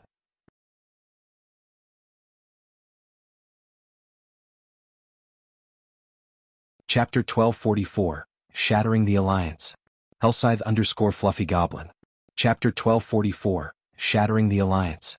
The Resurrection Temple was not very large. 4 or 5 basic mana pulse bombs were more than enough to cover the area. As a result, Identical Summer and the others died again and again. Although they had not lost any levels, they had each lost 5 or 6 weapons and pieces of equipment so far. That was practically half of their items. Needless to say, their combat powers had decreased tremendously. Despite their numerical advantage, they were no longer a threat to Passing Monarch's fleet. Passing Monarch, you're going too far. At the end of the day, we are still members of the Freedom Alliance.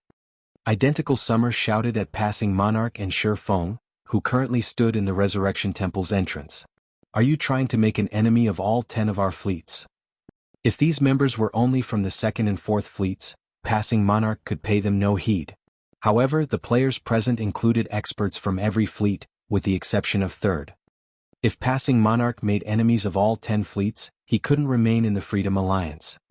The Freedom Alliance was comprised of the Independent faction and the Small Guild faction. Meanwhile, Passing Monarch had only risen to the 3rd seat in the Alliance due to the support from the other independent adventurer fleets. If Passing Monarch lost that support with his fleet's current strength, he could easily be knocked down to the bottom of the Freedom Alliance. If Passing Monarch made enemies of everyone, he wouldn't even receive scraps in the future. If that happened, it would only be a matter of time before Passing Monarch and his fleet were forced out of the Freedom Alliance. Passing Monarch's expression darkened upon hearing this, glaring at Identical Summer. Although he was frustrated, he whispered to Feng, suggesting, "Brother Feng, if we continue this fight, every fleet here will become an enemy. If that happens, our future plans will be affected."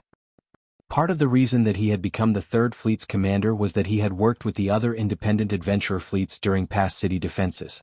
If he broke all pretenses with the other fleets here and were kicked out of their circle, it would become far more difficult to contest for the Freedom Alliance's 1st seat in the future. I understand. Feng nodded. Seeing Passing Monarch and his people halt their attack, Identical Summer chuckled and said, "Monarch, it's good that you are aware of the situation. Let's forget about this matter altogether. However, you must return the items our member lost.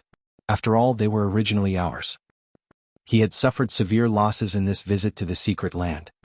Not only had he lost his small sailboat, but he had also lost half of his equipment. His subordinates had suffered severe losses as well. Recovering from these battles would take a long time. With the situation now in his favor, he had to ask for the items back.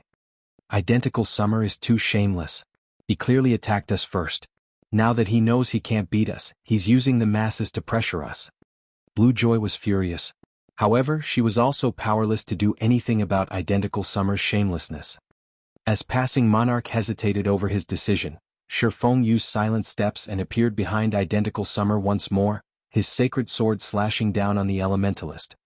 A streak of blue light bisected Identical Summer's body. You. Only after Killing Ray had cut through his body did Identical Summer realize what had just occurred.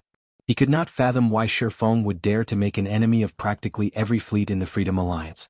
Although Identical Summer wanted to say something, his vision had already darkened, and his body no longer reacted as it collapsed to the ground. Without hesitation, Shifeng picked up the dark gold staff the man had dropped. Everyone was stunned. Passing Monarch's jaw hit the ground. Passing Monarch even wondered if Shifeng had understood his prior words. If you wish to leave this place, it is very simple. From now on, I'll give you 3 minutes. After 3 minutes, the 50 players still standing in this resurrection temple may leave. You can keep your spoils of war. Any who linger best prepare themselves. Shifeng warned, smiling as he glanced at every enemy expert. He then walked towards the temple's entrance, checking the system clock. Identical Summer might know how to use the masses to his advantage, but the elementalist was 10 years too early if he thought that he could use an unstable alliance like this against Shifeng. You're looking to die. Don't listen to him. He wouldn't dare move against us. Identical Summer, who just resurrected, shouted. However, as soon as Identical Summer finished speaking, another chaotic battle raged in the Resurrection Temple. There was no longer an alliance to speak of. Nobody present wished to lose the weapons and equipment they had struggled to obtain. Moreover, when they thought about Shifeng's demonic prowess, they stopped caring about what was right or wrong. Finishing off the members of the other fleets was far more important right now. Watching everyone kill each other, Mad Beast turned to the slim elementalist beside him and asked, "Saint, what should we do?" "Kill.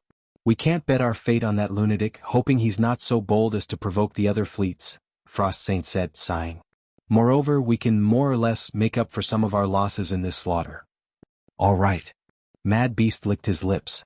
Immediately he joined the fray. As for making a break for the temple's entrance, that was definitely not an option. Shifeng instantly killed the few players that tried. He could only hope that Shifeng would keep to his word. Time passed quickly. Everyone inside the Resurrection Temple grew frenzied as they slaughtered each other. As soon as a player died and resurrected, they rejoined the battle. Players died just as fast as they had against the basic mana pulse bombs. Watching the bloodbath, Passing Monarch and Blue Joy were shocked. When they looked at Shifeng, who sat by the temple's entrance, cold sweat dripped down their backs. They inwardly celebrated the fact that they stood on this man's side. Otherwise, the consequences would be truly horrific. With just a few words, Shifeng had shattered the 10 fleets' temporary alliance and turned them all against each other as he watched their strength wane. A demon. He was definitely a demon. After 3 minutes, silence descended upon the Resurrection Temple. Some rejoiced while others despaired. Those who rejoiced stood in the center of the main hall. These people were the 50 survivors after the 3 minutes. As for those that resurrected after the time limit, they stood in the back of the temple, hatred shining in their eyes as they glared at the 50 survivors. "As promised, you may leave." Shifeng addressed the victors. Hearing Shifeng's words, these people breathed a sigh of relief. Fearing that Shifeng would change his mind, they dashed out of the Resurrection Temple. The remaining players were a miserable sight to behold due to the lost equipment and levels. Inside the secret land, players would lose 5% of their EXP each time they died. Even so, these players had lost more than one level. The majority of the items they currently wore were no more than temporary replacements. Some even wore level 30 bronze equipment. As these players watched Shifeng approach, fear filled their eyes. They all regretted participating in this operation.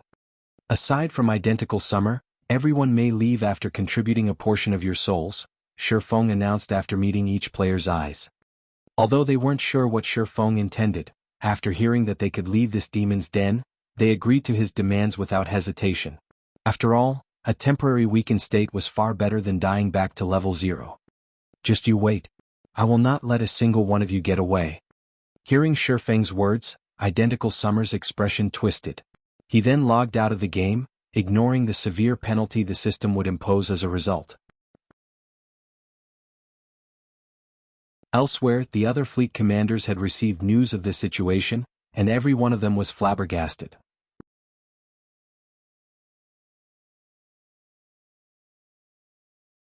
Chapter 1245. Making Everyone an Enemy. Hellscythe_Fluffy Goblin. Chapter 1245. Making Everyone an Enemy. Has Passing Monarch lost his mind? He actually dared to pull a coup? Silent Entropy's expression turned frosty as he listened to his subordinate's report. Not only had the 10 fleet's various experts lost 1 or 2 levels each, but they had also lost the majority of their weapons and equipment. The loss was significant. Each fleet had entered the secret land with their top experts. Every piece of equipment they wore was considered top tier at this stage of the game. They had invested a lot of time and effort to obtain these top-tier weapons and equipment. It would take a very long time for these experts to recover to their peak. It would have been fine if they had only lost 1 or 2 pieces of equipment. Now that they had lost more than half of what they owned, Passing Monarch had undoubtedly made enemies of the 10 fleets. Although Silent Entropy admitted that turning the fleets against each other in the end had been ingenious, it was also a fact that none of the Freedom Alliance's fleets would cooperate with Passing Monarch in the future. This would not benefit Passing Monarch when he competed for the Freedom Alliance's first seat. Meanwhile, in the Resurrection Temple, everyone was shocked by Identical Summer's ruthless action. Identical Summer is quite bold. He actually dared to log out inside the secret land. What's so impressive about that? If it were up to me, I'd say that monster is the amazing one. He had actually forced Identical Summer down this path. If I were in Identical Summer's position, I probably would have done the same. Now that Identical Summer has made such a decisive move, he will not let this matter rest until one of them has been destroyed. Everyone chatted quietly as they stared at Identical Summer's previous location. They could not help but feel a chill crawl down their spines when they recalled the hatred and madness in Identical Summer's eyes as he forcefully logged out of the game. In the outside world, if players forcefully logged out of the game, the system would impose a penalty, which was slightly more severe than the usual death penalty. If one did the same thing inside the secret land, the penalty would multiply by several times. Players would also be barred from logging into God's domain for a considerable amount of time. At this stage, even losing 1 level would drive a player mad. If they forcefully logged out inside the secret land, not only would they lose multiple levels, but they would also lose several items. That was on top of being barred from logging in for some time. No one would be so bold as to accept such a penalty willingly. However, Identical Summer had no other choice. After all, the system's penalty was slightly less damaging than staying. On the top floor of the Ferris skyscraper, the cover of a virtual gaming cabin slowly opened.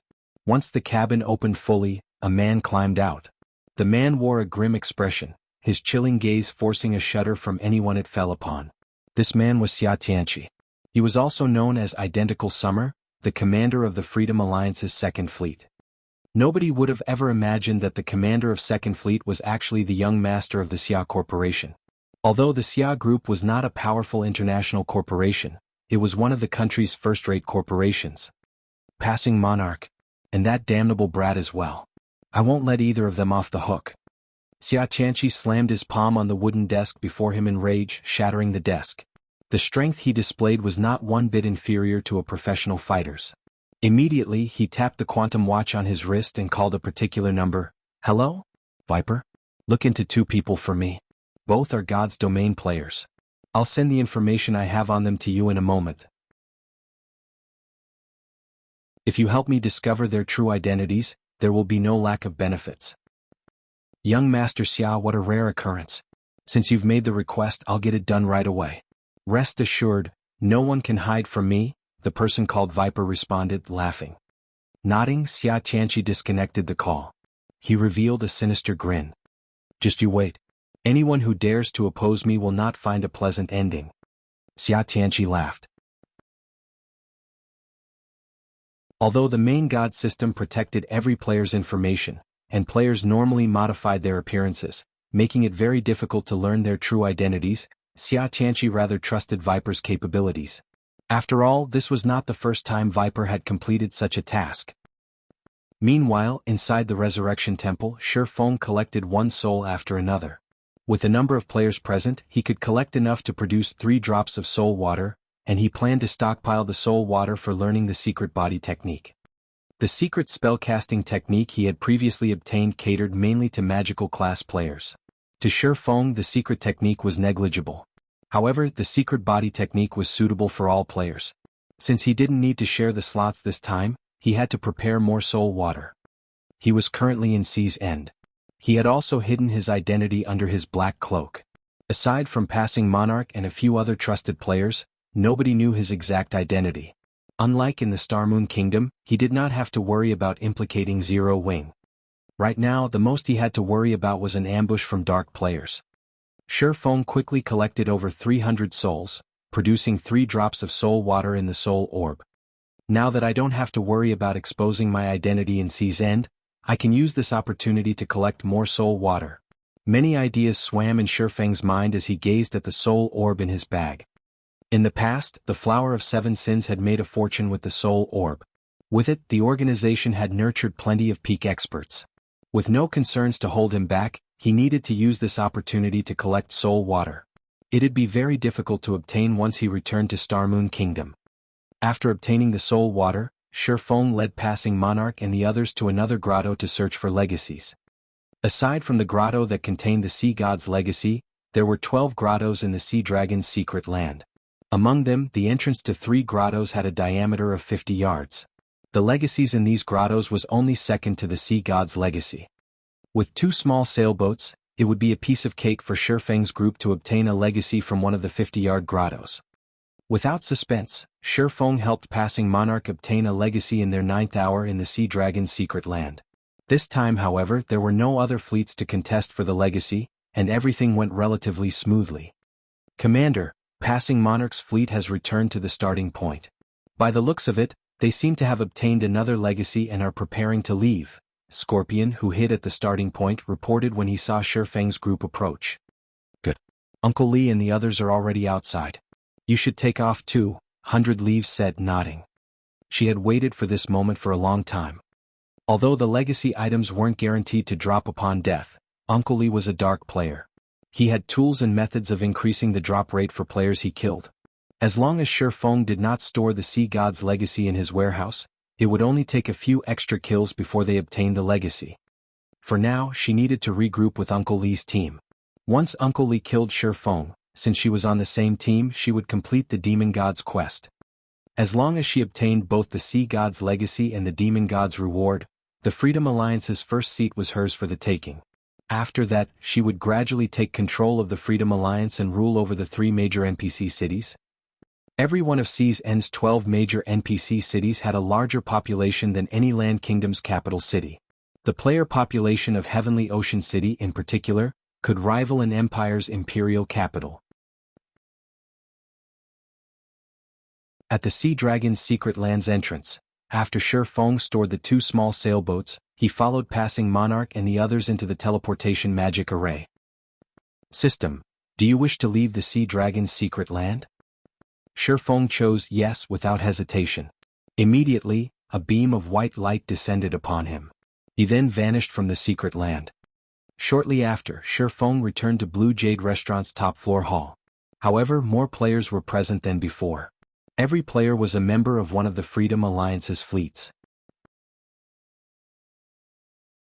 They all stared at Shi Feng and Passing Monarch with looks that could kill.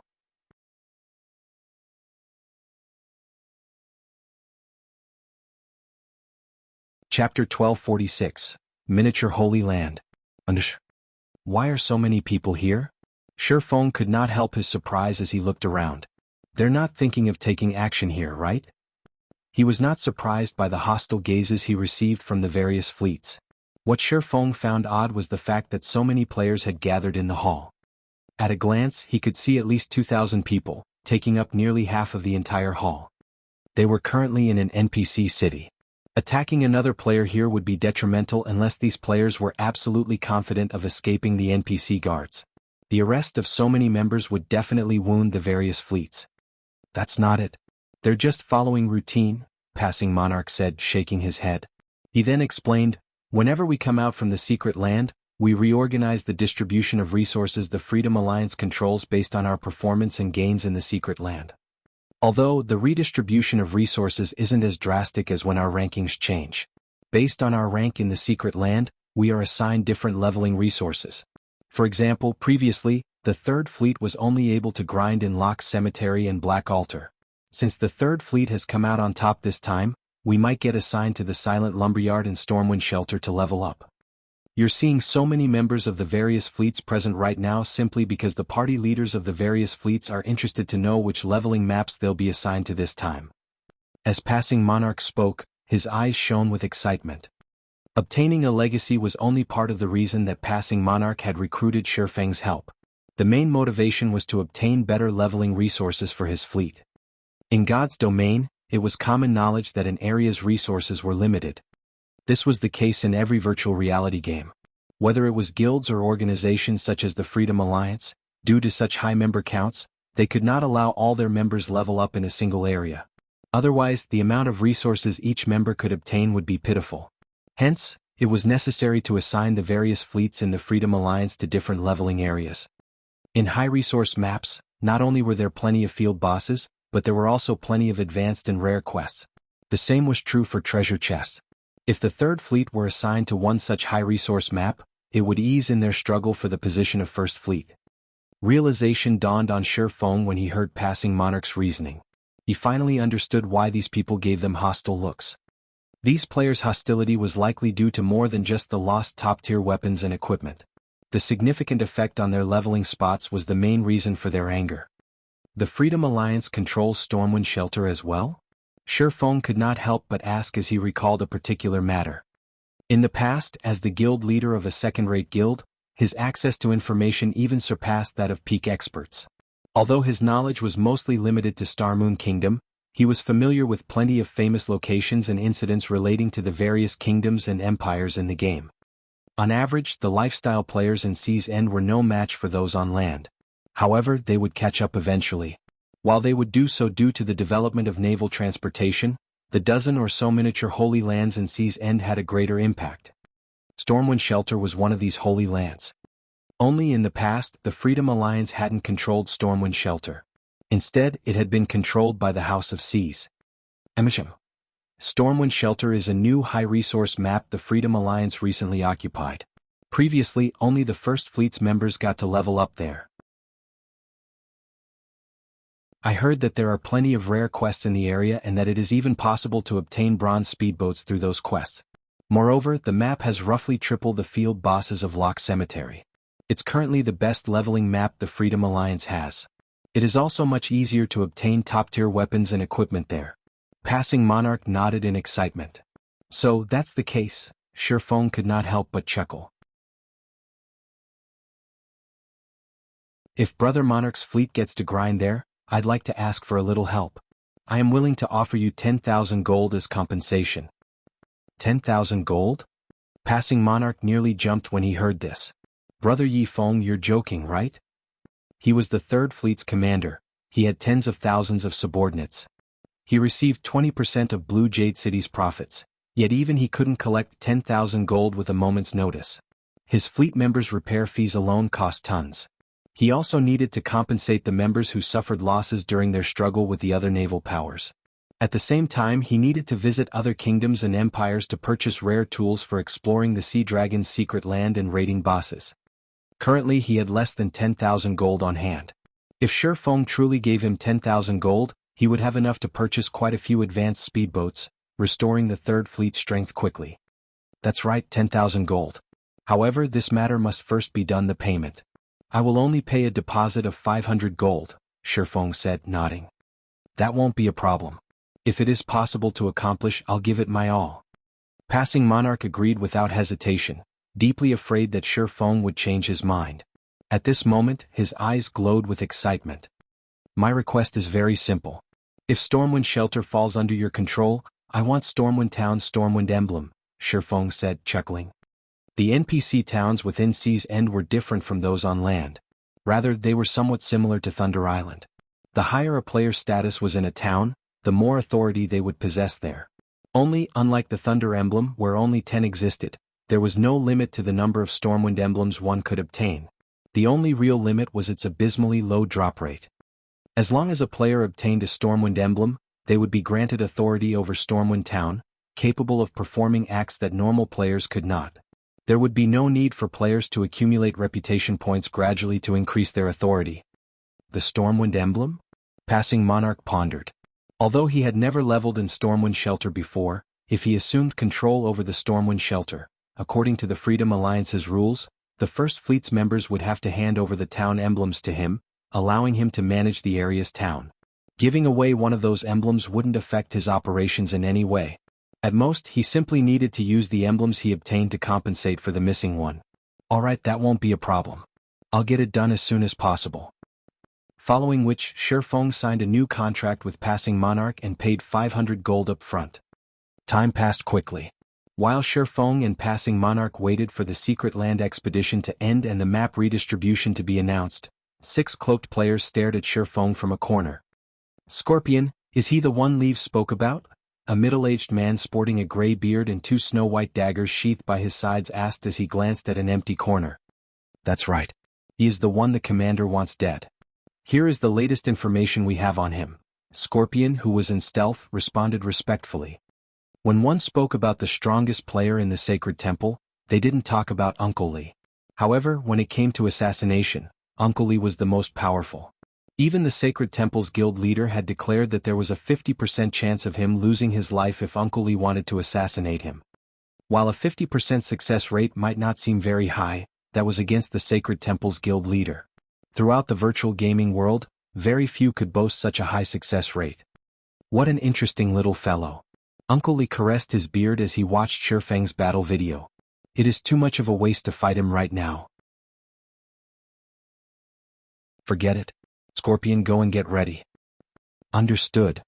Scorpion nodded hurriedly before departing. You're tuning in to the Han Li's Wuxia Adventures YouTube channel. We're so grateful for your support, and don't forget to subscribe to join us on this incredible journey through captivating stories. Your generosity through donations truly makes a world of difference, as it's the primary source of revenue that allows me to expand and enhance this channel for you. Thank you from the bottom of my heart for being a part of this adventure.